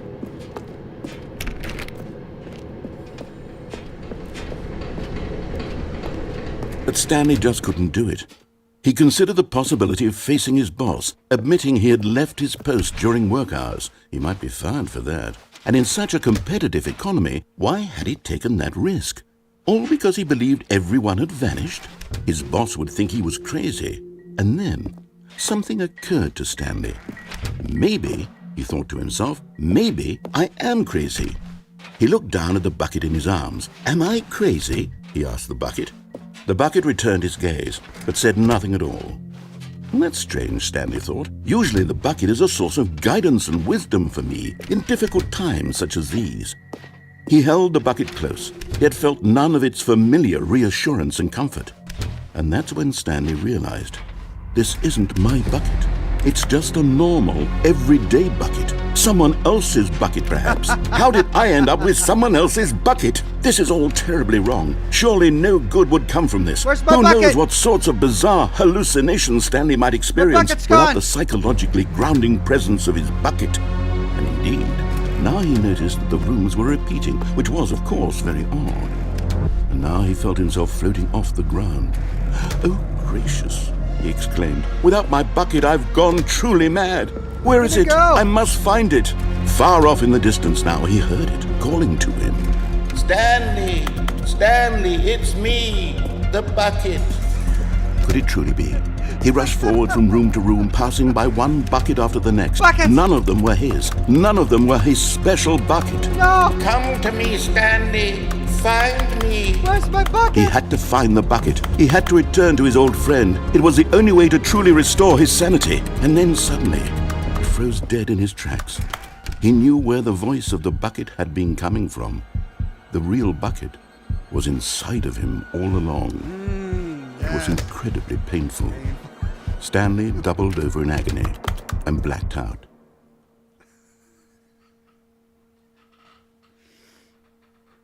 No This stars is a this story time. of a woman named Mariella. Oh no! Mariella woke up on a day like any other. She arose, got dressed, picked up her bucket of comfort and security, and walked to her place of work. She's got the bucket. But on this particular day, her walk was interrupted by the body of a man who had stumbled through town, talking and screaming to himself, and then collapsed dead on the sidewalk. Right away, she knew what the problem was. This man had no bucket. Of course he'd gone mad, ranting and raving about a narrator describing all of his actions and how everything is predetermined and free will is an illusion and it's all just a video game. It could all have been prevented if only he'd taken his bucket with him. Perhaps he didn't even realize he'd forgotten his bucket at home in the first place. How cruel the world can be, Mariella thought, and she hugged her own bucket even tighter. But of course, she had no time for this. There were a myriad of confusing problems she would soon have to confront at work, for which her bucket would provide absolute guidance and total clarity on everything. Heck yes, she thought to herself, my life kicks ass. And she backflipped all the way to work. Oh my god. They're really giving us new dialogue for every single possibility. Oh, back here are we? Kind of. Oh, there's my bucket. Yay, it still has the stickers on it. The confusion and the chaos all seemed to melt away as Stanley embraced the bucket. Stanley clutched the bucket tightly to his chest and entered the door on his left.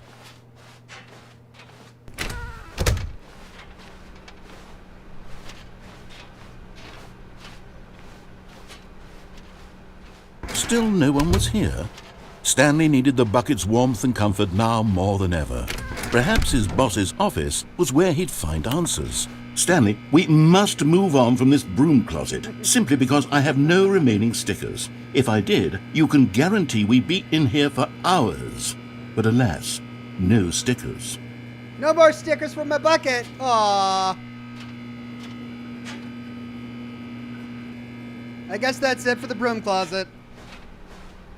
Well, we tried going down. Coming to a staircase, Stanley and the bucket walked upstairs to the boss's office. Anything in the executive bathroom this time? Maybe the boss has his own. Hey, collectible! You found one of them. One of the miniature Stanley figurines. Remember, no reward for collecting all of these, only the intrinsic pleasure of a job well done. You can't buy that sort of happiness, Stanley. God knows I've tried. So, I implore you to savor each and every moment you come across one of these beautiful figurines. Oh, I am savoring the moment. Oh, this is different. To be rich, is it a crime? To commit crimes, isn't it rich? What a life it would be to have to pick just one. I got the collectible. It said 2 of 6. Yes. Oh, I wonder.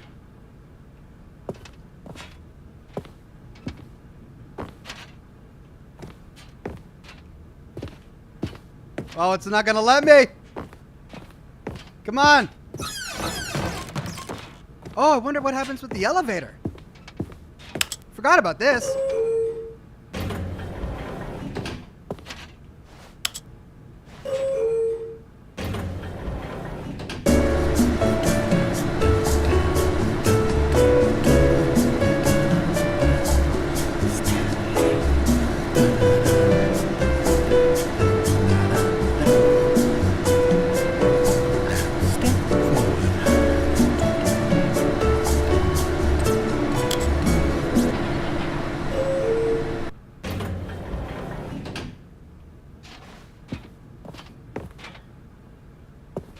Okay, boss.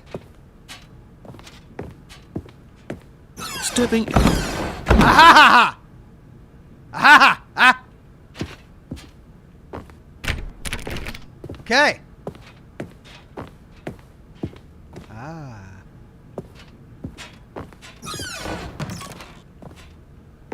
All right, well, we got that to work.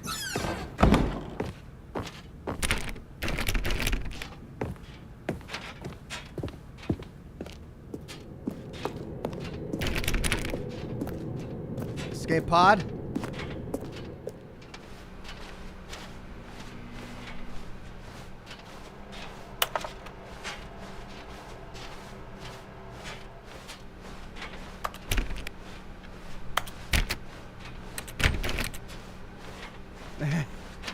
New content.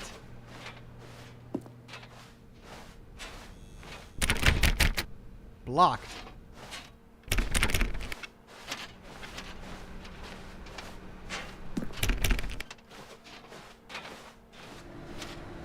Here we go.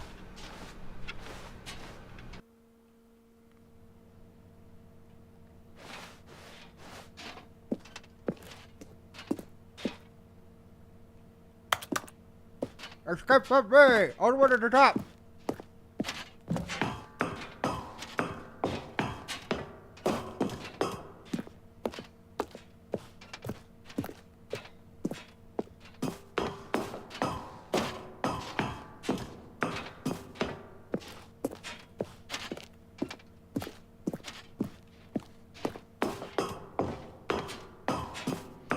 Will it let me escape with my bucket?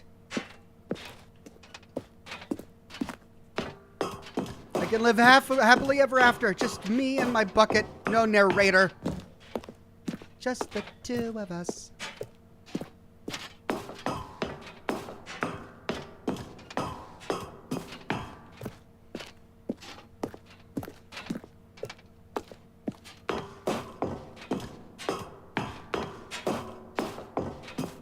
Here we go. Escape. Where's my bucket? There it is.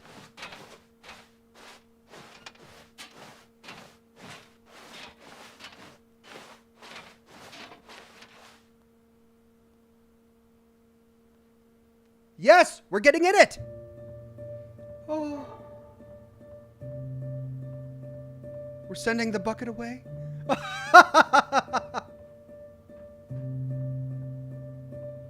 Little gentle touch. So emotional. The bucket. You've been a good bucket. I shall miss you, bucket.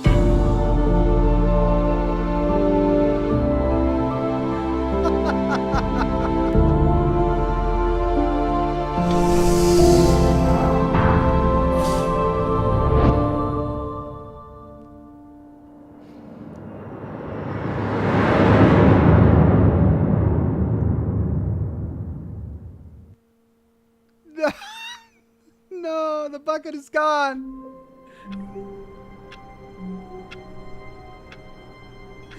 Oh. How long was I sitting there? Stanley wondered to himself. Minutes? Days? Centuries? The bucket's Did something gone! crucial happen while my senses were turned? He made a note to be more careful with time from now on. Oh no, does this mean that I can't see what happens if I go into the manager's office with the bucket? Because I put the bucket in the escape pod? When Stanley came to a set of 2 open doors, he entered the door on his left.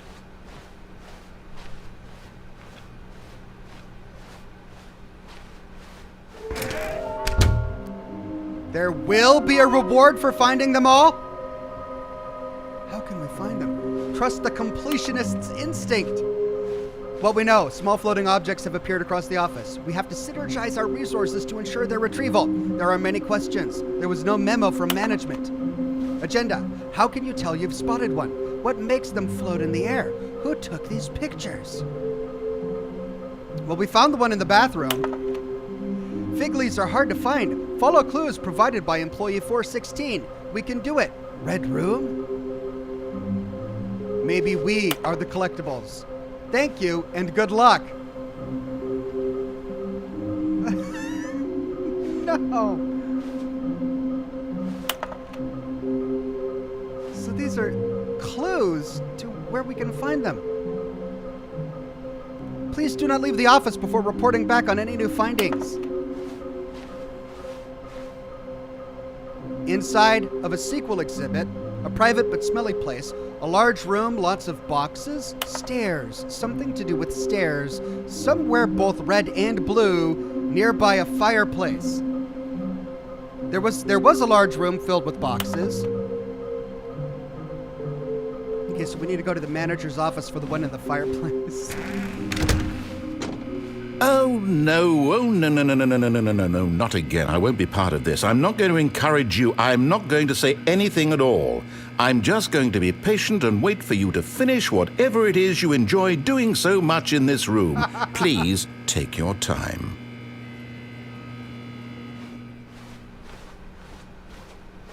Coming to a staircase, Stanley walked upstairs to his boss's office.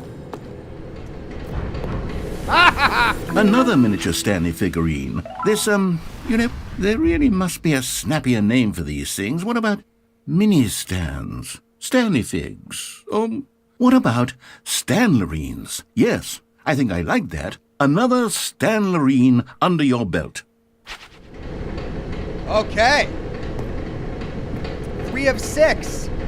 Now we know one is by the fireplace. Then there's someplace in a room of boxes, and then something blue and green?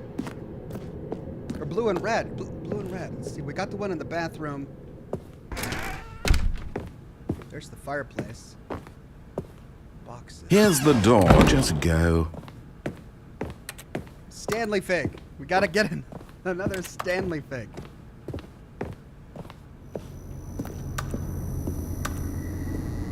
Aha! Okay, I'm going back to the name of these little Stanley figurines, and now I'm torn between Stanlerines and Figlies. What do you think, Stanley? What name better encapsulates the intrinsic sense of happiness that you get from seeing a small number in the corner of your screen go up by 1? Let me sit on it. I'm sure it will come to me. 2 more.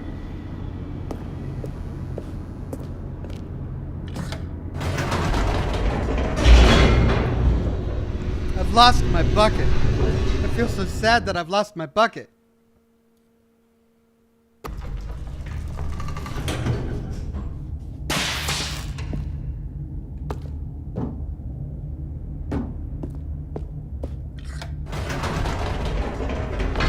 Whoops. Nope.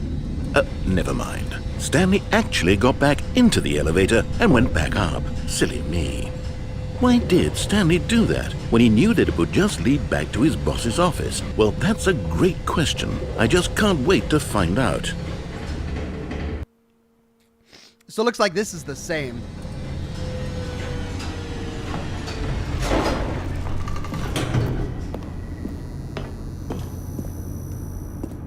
Here we are, Stanley. It's your boss's office. Exactly the way it was before you got onto the elevator. It's still just exactly what it is. What a decision you've made to come up here and look at the office again. This has fleshed out the plot of the story in new and fascinating ways I could have never anticipated. It's that keen eye for storytelling that you have, an incisive rapid fire of critical plot points, one after the other, weaving a rich tapestry of uncompromising narrative. Wow! I'm bolted to the edge of my seat. I bet all of this dialogue would have been different had I had the bucket. Incredible. Now he's getting back into the elevator and going down again. Ladies and gentlemen, how does he keep coming up with all of this?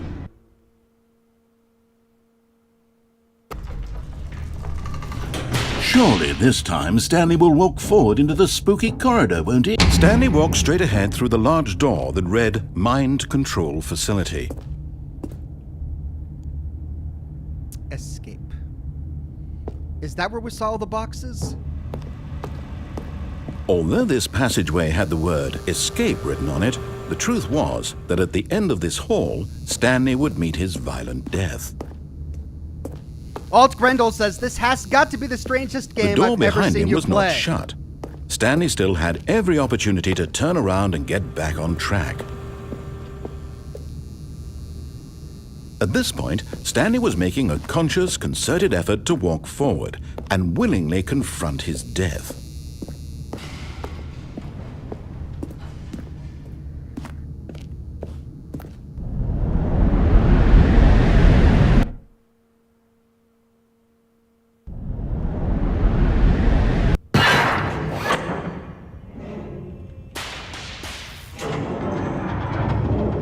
As the machine whirred into motion and Stanley was inched closer and closer to his demise, he reflected that his life had been of no consequence whatsoever. Stanley can't see the bigger picture. He doesn't know the real story, trapped forever in his narrow vision of what this world is. Perhaps his death was of no great loss, like plucking the eyeballs from a blind man. And so he resigned and willingly accepted this violent end to his brief and shallow life. Farewell, Stanley.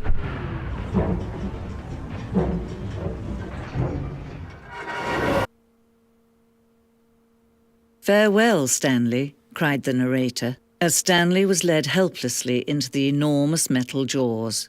In a single visceral instant, Stanley was obliterated as the machine crushed every bone in his body, killing him instantly.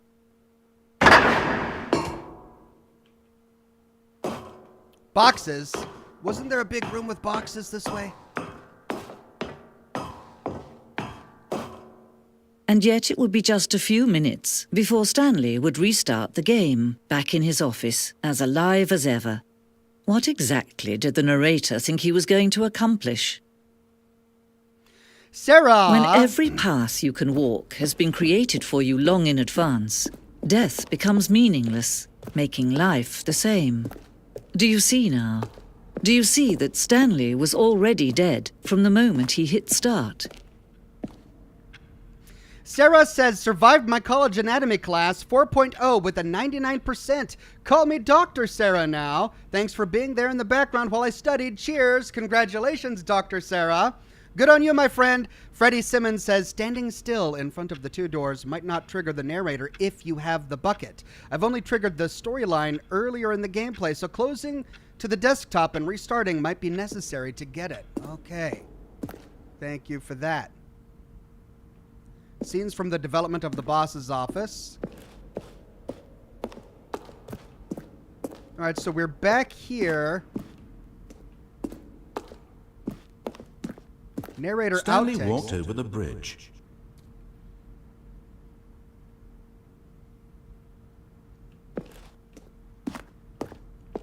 Where were all of his co-workers? Oh, I don't know. How about... They're throwing Then us he a pushed the prize number party for him for all his button pushing. Does that sound plausible to you? Sure. We'll get him right back on track to where he was supposed to be in the story. Stanley stood on the...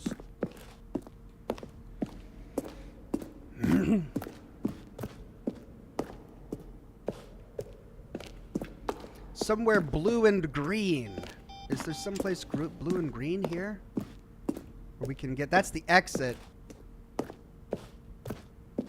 don't remember these zending switches. How do we get to the zending?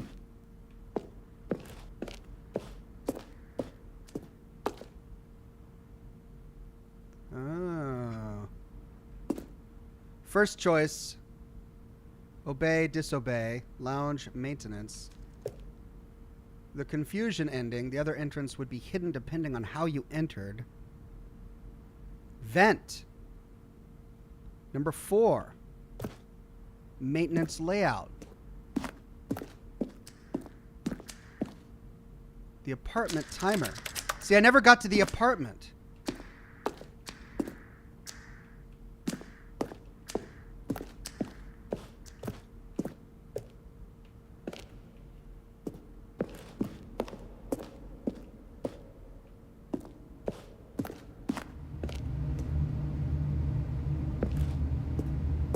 Stanley's office. From left to right, the evolution of Stanley's office over time. The first was created in November 2011, the second March 2012, the third in February 2013. Zachary Fluke became a Silver Ox. Thank you, Zachary. All right, there's the exit again. Well, I think that's the way forward. Oh, look at these two. How they wish to destroy one another. How they wish to control one another. How they both wish to be free. Can you see? Can you see how much they need one another? No, perhaps not. Sometimes these things cannot be seen. But listen to me. You can still save these two. You can stop the program before they both fail. Not gonna do it this Push time. escape and press quit. There's no other way to beat this game. As long as you move forward, you'll be walking someone else's path. Stop now and it'll be your only true choice. Not gonna fall for it. Do choose it. Don't let time choose for you. Don't let time...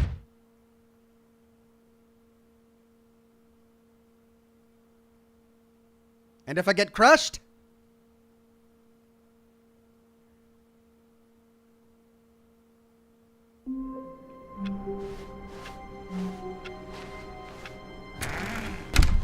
But Stanley simply couldn't handle the pressure.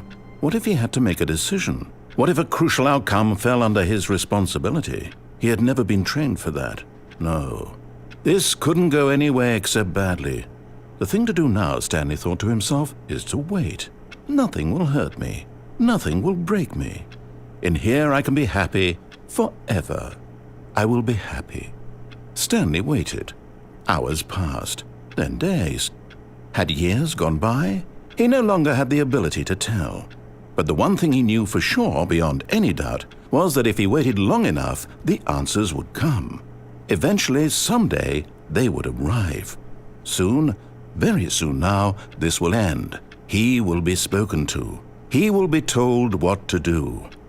Now it's just a little bit closer. Now it's even closer. Here it comes.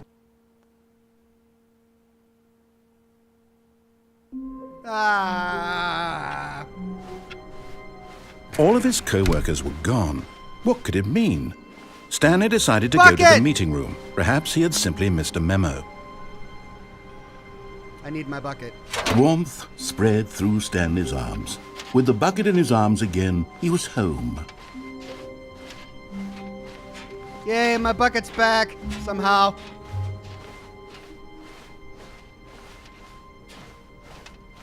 Stanley clutched the bucket tightly to his chest and entered the door on his left.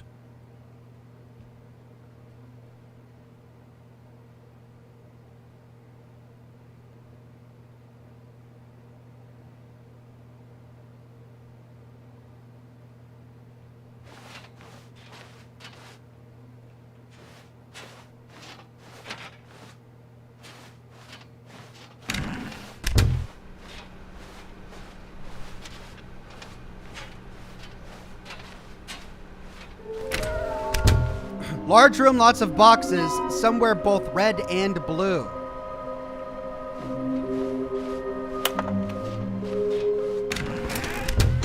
Stanley, we must move on from this broom closet, simply because I have no remaining stickers. If I did, you can guarantee we'd be in here for... Coming to a staircase, Stanley and the bucket walked upstairs to the boss's office.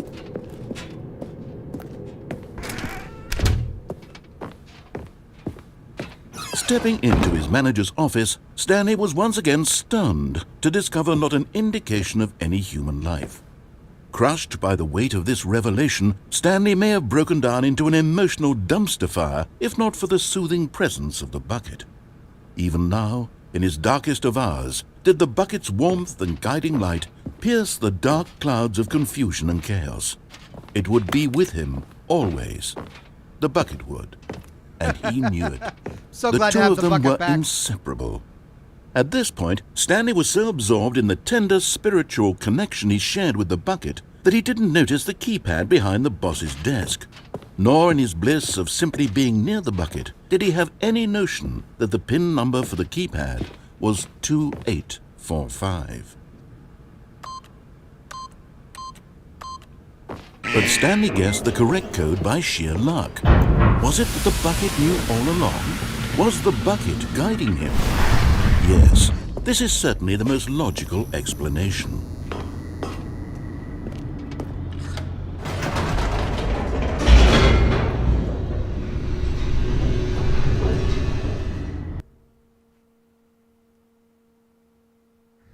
The elevator raced downward, plummeting towards an unknown fate. It would be all Stanley could do to keep himself together, if not for the bucket. Soothing him, comforting him, reassuring that in this darkest moment of uncertainty, he would be all right. The bucket is here for you, Stanley. Everything will be fine. Stanley and the bucket walked straight ahead through the large door that read, Mind Control Facility.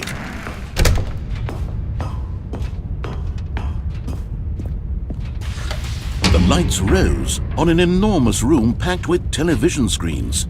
What horrible secret did this place hold? Stanley and the bucket both wondered to themselves.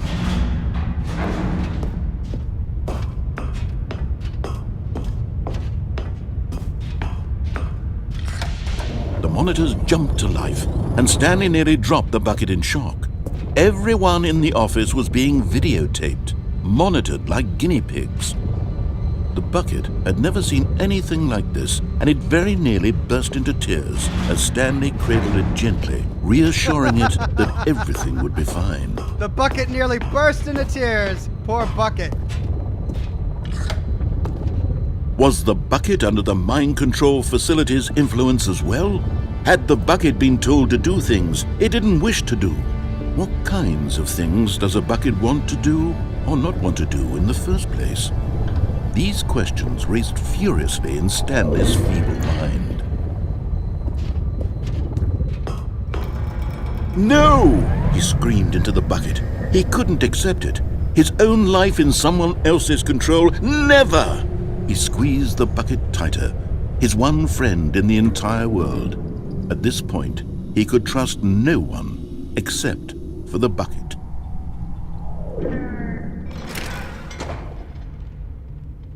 But here was the proof.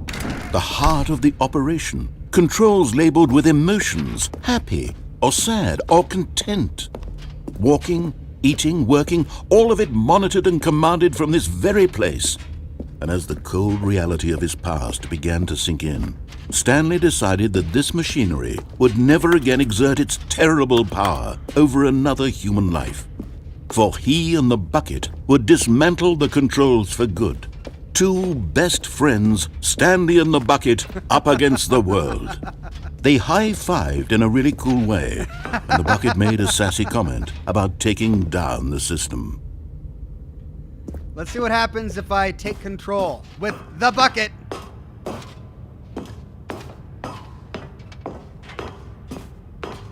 When at last they came to the source of the room's power, Stanley and the bucket knew it was their obligation to put an end to this horrible place and to everything it stood for. Power on! But at the last second, the bucket jumped in and pressed the button to turn on the controls. Stanley gasped in horror. Had this been the bucket's plan all along? To take over the machine and claim the power for itself? How could the bucket have betrayed him like this? Stanley was prepared to throw the bucket away in disgust when suddenly an image appeared upon the enormous screen. Birds. Silly, silly birds. The control buttons became active again. What? What?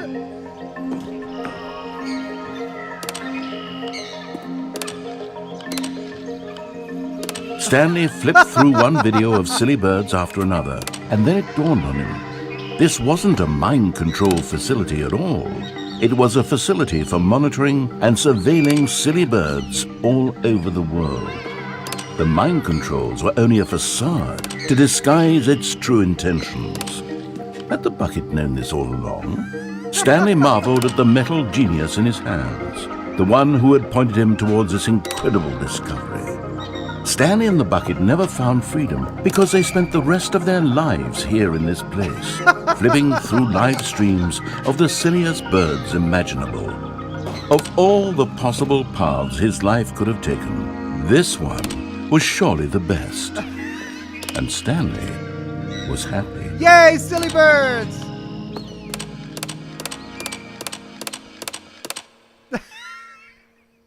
This game, my God. Oh, no. Oh, guys. What even have I left to do? All of his co-workers were gone. What could it mean? Stanley decided to go to the meeting room. Get the Perhaps he bucket. had simply missed a memo. Stanley picked up the bucket and smiled. He'd never be alone again, not truly alone, not with the bucket around. Stanley clutched the bucket tightly to his chest and entered the door. This was not the correct way to the meeting room, but Stanley had felt the bucket calling to him, telling him that the employee lounge was simply the place to be. And here it was. Had the bucket turned out to be correct? Was this better than the meeting room? Yes, no, never mind. The bucket was wrong. Asiarian! Stanley took the door on his left to go back to the meeting room. Boxes. And so the two of them detoured through the maintenance section and walked straight ahead to the opposite door. Hello. What's this now? Oh, good Stanley, I'm glad you found your way here. I knew you'd find this place eventually. What? We care about you, Stanley. Oh. You see, your friends and I are concerned for you, Stanley. We've come together here because we care about you very much. It's this bucket you're carrying around everywhere. The bucket isn't even from the original Stanley Parable. It's just sequel content. We're the ones that matter, Stanley. Classic characters from the first game, like the Adventure Line and the Broom Closet. Because that's what fans want from a sequel. They want more of their favorite jokes, not this bucket that they've never seen before. Yes, I know I'm the one who gave you the bucket, but you're spending too much time with it. Don't you want another story involving the Adventure Line? We could make the Adventure Line go somewhere new. Yes, yes, that's what the fans want. Let's do it. That must be something I didn't do earlier.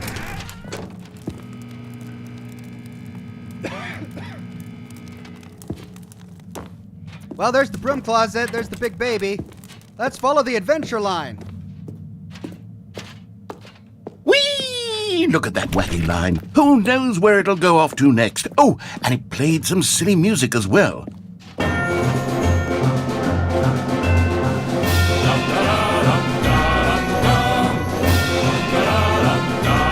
Now this is what the Stanley Parable is all about. Don't you remember all those great jokes from the original dialogue? Also, Stanley is addicted to drugs and hookers. Yes, it's as classic now as it was back then. Let's do it for the fans, Stanley. Let's give them more content exactly like this.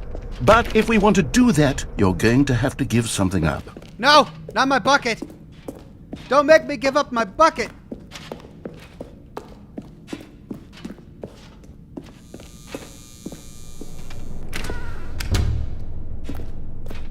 Don't you get it, Stanley? We need to get rid of the bucket. That's why I'm very proud to introduce a brand new character. This is the Bucket Destroyer. No! I think it'll make a wonderful new addition to the rich lore of the Stanley Parable. True, it also was not in the original game, but it's such a well-fleshed-out character with so much personality that to me it already feels as though it's been part of the cast all along. Don't you agree? No, I don't want Can to you guess what the Bucket Destroyer does? Surely you don't need me to spell it out for you. Go ahead now, Stanley. Say goodbye to the bucket, and then pop it into the machine when you're ready. I can't. Now listen to me. It's crucial that you give it the bucket. I don't know what the Bucket Destroyer will do if it can't destroy your bucket. Destroying buckets is all it knows. That is its singular personality trait. Sure, I can hear you saying, how does a character with only one personality trait deserve to join the pantheon of beloved Stanley Parable characters? Well, you see, if you were to really explore the Bucket Destroyer, you would see that its desire to crush buckets is so densely loaded with complexity and nuance that it's really like 10 personality traits. What other object in this game can you even say that about? The broom closet? Certainly not. I wonder what sort of Bucket Destroyer merchandise the fans will be clamoring for after this.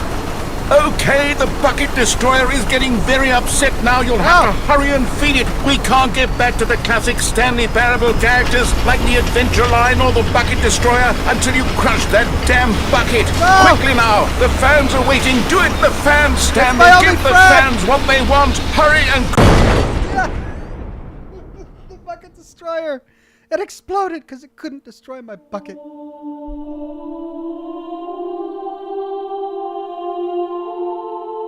The Bucket Destroyer. My prized creation. You had so much potential. We were going to do such marvelous things with you, tell such spellbinding stories about you. All of it squandered now. Goodbye, new friend. For the moment in time that you were here, you were magnificent. Oh, what's next? Is that it? Yep.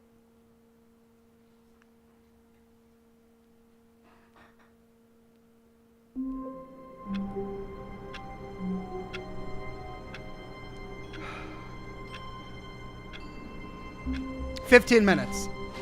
The meeting room. Yes, that's where everyone would be. Stanley just needed to get to the meeting room, and from then on, the good old bucket. Just Stanley and the bucket, off on another thrilling adventure together. Stanley clutched the bucket tightly to his chest and entered the door on his left. This was not the correct way to the meeting room, but Stanley had felt the bucket calling to him, telling him that the employee lounge was simply the place to be.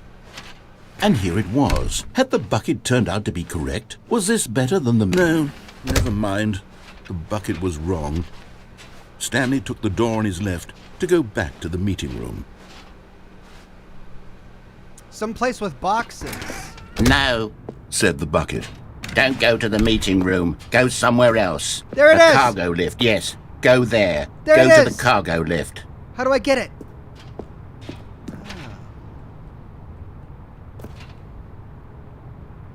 Aha!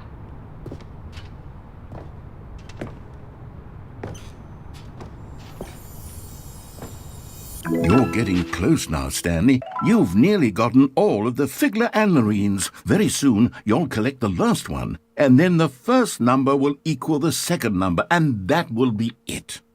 We'll be different people by then. Different in the sense that we used to have none of them, and now we have them all. You can't go back to when you had no Figler Anlarines. None of us can. But where will I get the one that's in someplace blue and green? I don't even know what that means. Someplace blue and green? Or blue and red, was it?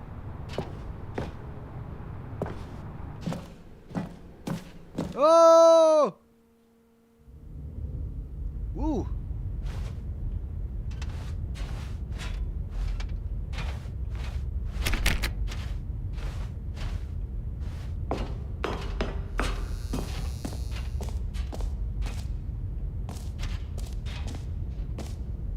Narrator sound system. Okay, this is day number 295, tape number... I don't even know. I've lost track. Nothing feels real anymore. The longer I study this bucket, the less sense anything makes.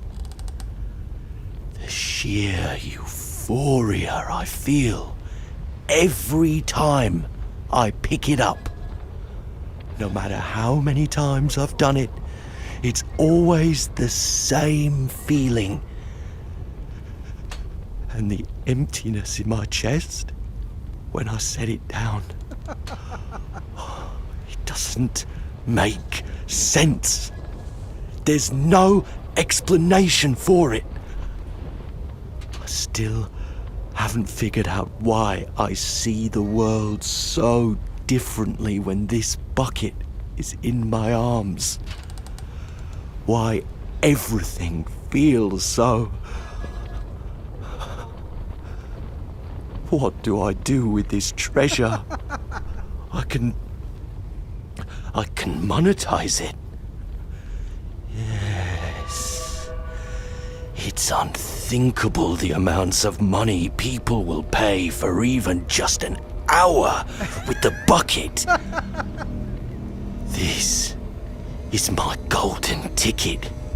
But I have to be careful, because as soon as this gets out, there's going to be a target on my back. Even now, I don't know who might be trying to get... What's that? Who's there?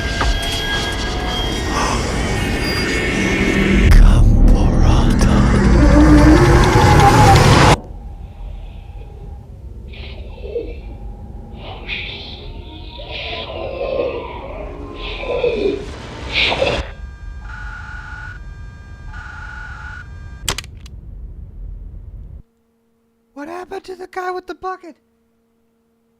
Gambarata?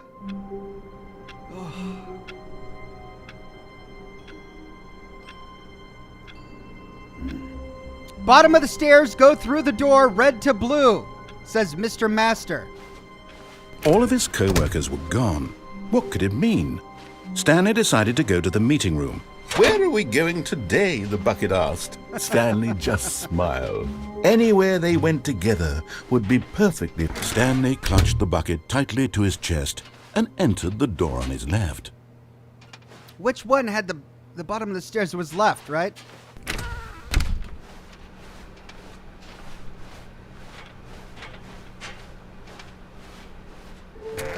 Somewhere both red and blue.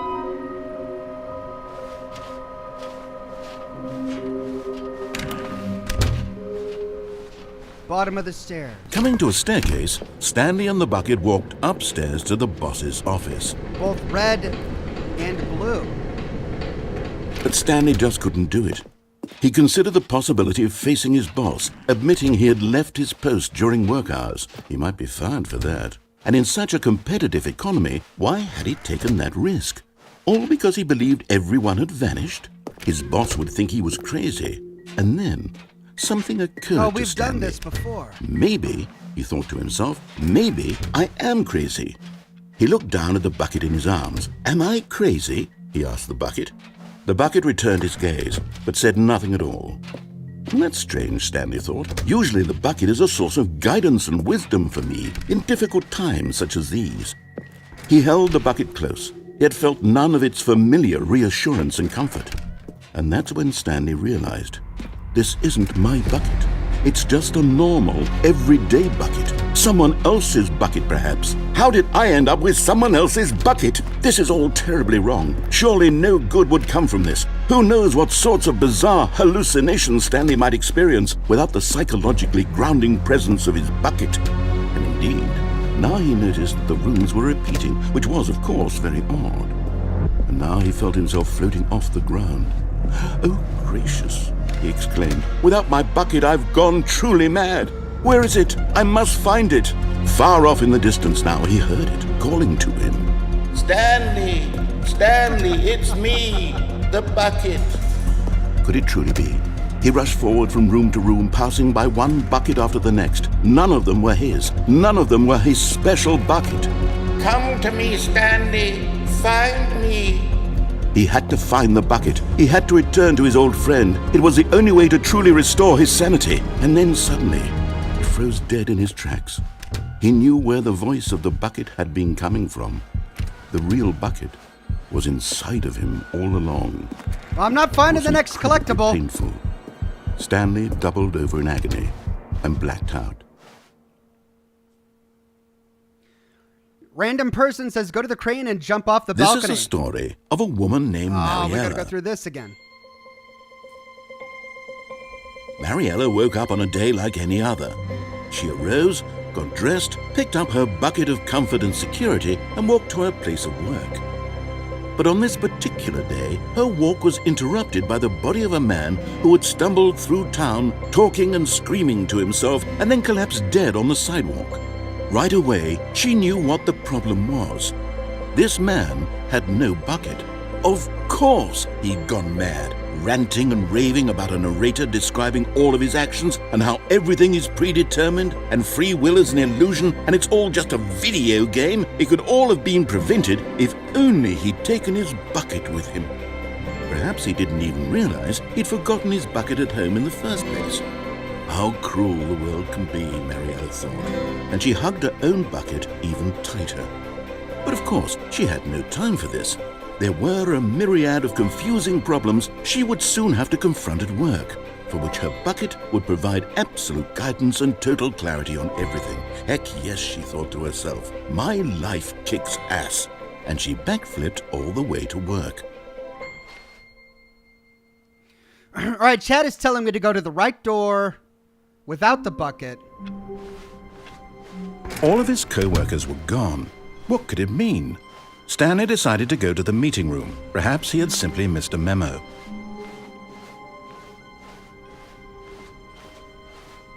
When Stanley came to a set of two open doors, this was not the correct way to the meeting room, and Stanley knew it perfectly well. Perhaps he wanted to stop by the employee lounge first, just to admire it. Stanley felt lightheaded, butterflies in his stomach. Giddy but eager to get back to business, Stanley took the first open door on his left. Pyro says, no bucket, into the maintenance room. And so he detoured through the maintenance section, walked straight ahead to the opposite door, and got back on track.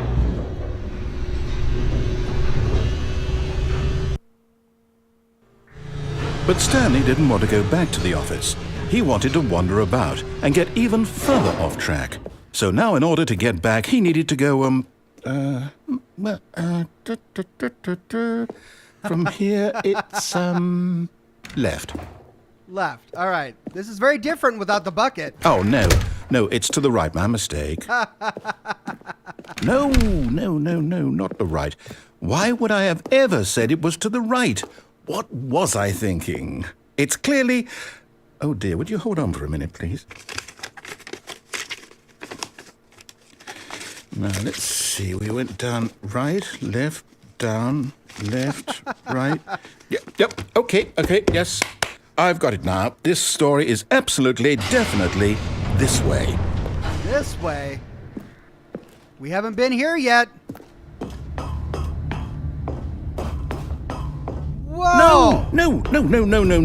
This isn't right at all. You're not supposed to be here yet. This is all a spoiler. Quick, Stanley, close your eyes. Okay. We just have to get back to, who am I kidding? It's all rubbish now. The whole story completely unusable. How about, rather than waste my time trying to salvage this nonsense, we'll just restart the game from the beginning. And this time, suppose we don't wander so far off track, Okay, from the top. Jeez.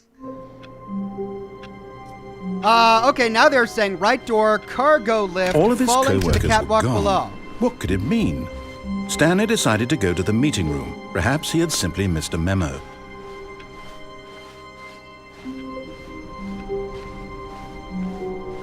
When Stanley... Wait, what? No, I restarted. I swear I definitely restarted the game over, completely fresh. Everything should be...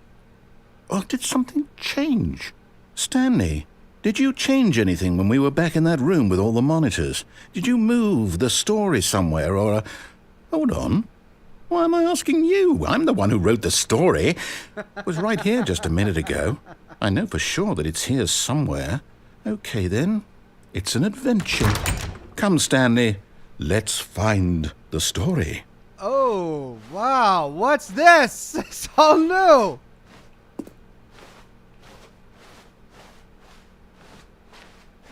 Oh, no. Oh, no.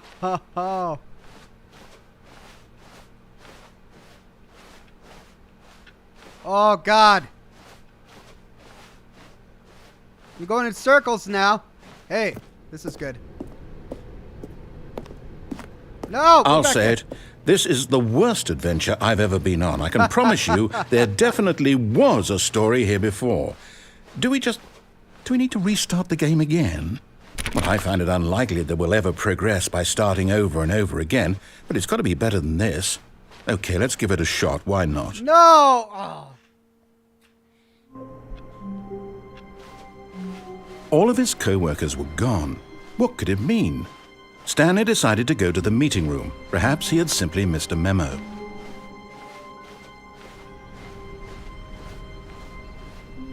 Okay, yep, it's worse.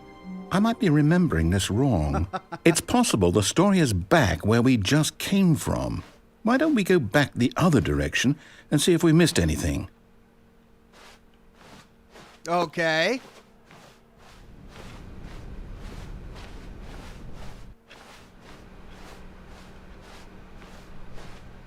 Aha! I knew we'd missed something. The story. Here it comes. No, wait, never mind. Not the story. Okay, let's head back the other way and retrace our steps. Ooh, this looks bad. Now this... Well, I'll be honest, I don't recognize this place at all. Is this the story? I don't think so. I can't quite recall, but I believe my story took place in an office building. Is that correct? Do you remember, Stanley? Well, do you know what? Since I've completely forgotten what we were supposed to be doing, how about this? You win! Yay! Congratulations! I know you put in a lot of hard work, and it really paid off, so good job. Come on. Oh, no, I don't feel right about this at all. We both know you didn't put in any actual work for that win. Some people win fair and square, and this was not one of those situations. Okay, I'm getting weirded out by whatever this place is. I don't care what might happen this time. I have to restart. No, I won! Oh. All right, I've got a solution. This time, to make sure we don't get lost, I've employed the help of the Stanley Parable adventure line. Just follow the line. How simple is that? We get the actual adventure line now. Cool. Maybe this will get us to the next collectible? No, I think I have to have the bucket. The line knows where the story is. It's over in this direction. Onward, Stanley, to destiny. Though, here's a thought. Wouldn't wherever we end up be our destination, even if there's no story there? Or to put it another way, is the story of no destination still a story? Simply by the act of moving forward, are we implying a journey such that a destination is inevitably conjured into being via the very manifestation of the nature of life itself? Okay, Stanley, I need to follow this train of thought for a minute. Just stick with me. Now, we can both agree that the nature of existence is in fact a byproduct of one's subjective experience of that existence, right? Okay, now if my experience of your existence rests inside of your subjective experience of this office, is this office in fact the skeleton of my own relative experiential mental subjective construct? Whoa. Hang on. That got a bit weird back there. Well, I'd like to apologize. Oh, this line. Not sure where I was going with all that. You know what? I think what we need right now is a bit of music to lighten the mood. Oh, great.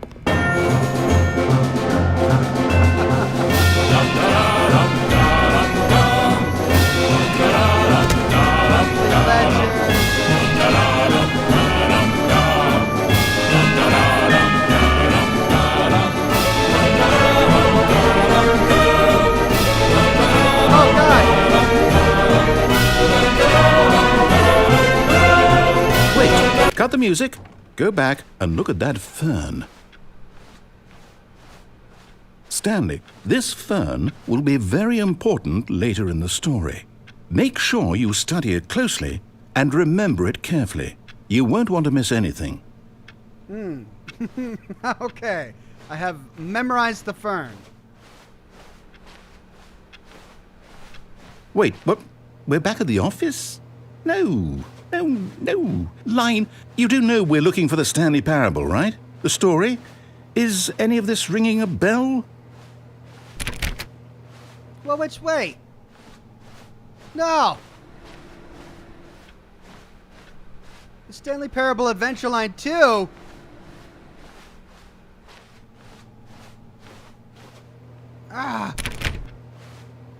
Too much adventure line! Too much adventure! Oh. Oh, no, not again, Line. How could you have done this to us? And after we trusted you, after everything we've been through, you... Oh, I can't take this anymore. To hell with it. Restart. Oh, no. Do I follow the adventure line? You know what, Stanley? I say forget the adventure line. What's it ever done for us? We're intelligent people, right? Why can't we make up our own story? Something exciting, daring, mysterious. Ooh, this all sounds perfectly doable. Why don't we simply start wandering in, well, I don't know. How about this direction? Sure, let's see. Now, yes, this is exciting. Just me and Stanley forging a new path, a new story. Well, it could be anything. What do you want our story to be? Go wild. Use your imagination. Whatever it might be, Stanley, I'm ready for it.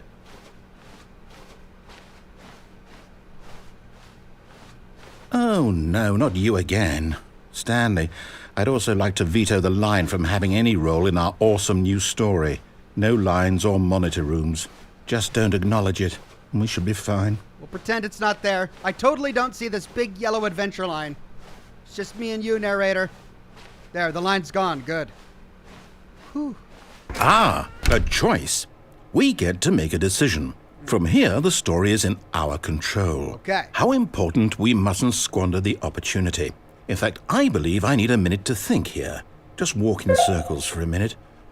Okay, Really? So I know that each door has to lead somewhere, which means that somewhere, the place where we're trying to go, there must be a reverse door that leads here. And that in turn means that our destination corresponds with the counter-inverted reverse door's origin. So starting from the right, let us ask, will taking the right door lead us to where we're going? And since the answer is clearly yes, then by all accounts, the door on the right is the correct one. Another victory for logic. Come, Stanley, our destiny awaits. Freddie Simmons says, I can't help but wonder how the narrator would react if you destroyed the bucket. I mean, I do want to see. Oh, the confusion ending. Oh, hold up, what's this? The confusion ending. You're telling me that's what this is? It's all one giant ending? And we're supposed to restart the game, what, eight times? That's really how all this goes? It's all determined? So now, according to the schedule, I restart again. Then what? Am I just supposed to forget? Well, what if I don't want to forget? My mind goes blank simply because it's written here on this thing, wall. Well, who consulted me? Why don't I get to decide? Why don't I get a say in all of this? Is it really? No, it can't be. I don't want it to be. I don't want the game to keep restarting. I don't want to forget what's going on. I don't want to be trapped like this. I won't restart the game. I won't do it. I won't do it. I won't do it.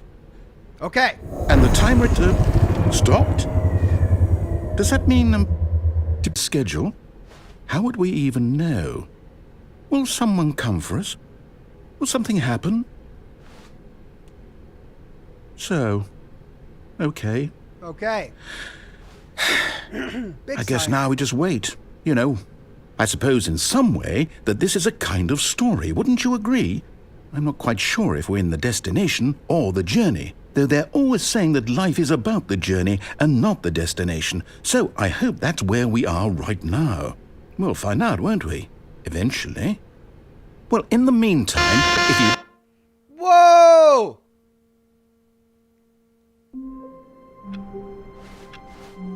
Stanley knew the office layout like the back of his hand. It was only a matter of time before he found the others, wherever they were. Just a matter of time. Well, ladies and gents, it is a matter of time, the time to end the broadcast. We have been, well, enjoying the Stanley Parable. Caps Lock says, throw a bucket at it, wish I could. Ladies and gents, that's all I've got time for. I think we have exhausted as much as we can for today. Thank you all for joining me as we play the Stanley Parable Deluxe Edition. I know we didn't get the last collectible. Who knows what would have happened had we gotten it. But I think we've fully and truly explored this game. For the rest of this week, tomorrow we've got Scotch and Smoke Rings with more Absolov, the End of Old Gods. And Friday, we've got more God of War. Hopefully we'll have a lore video for you for the weekend. I'm hard at work at it. Have a wonderful rest of your Wednesday, everybody. And I hope to see you all later this week for more lore videos and more live streams. Bye-bye now.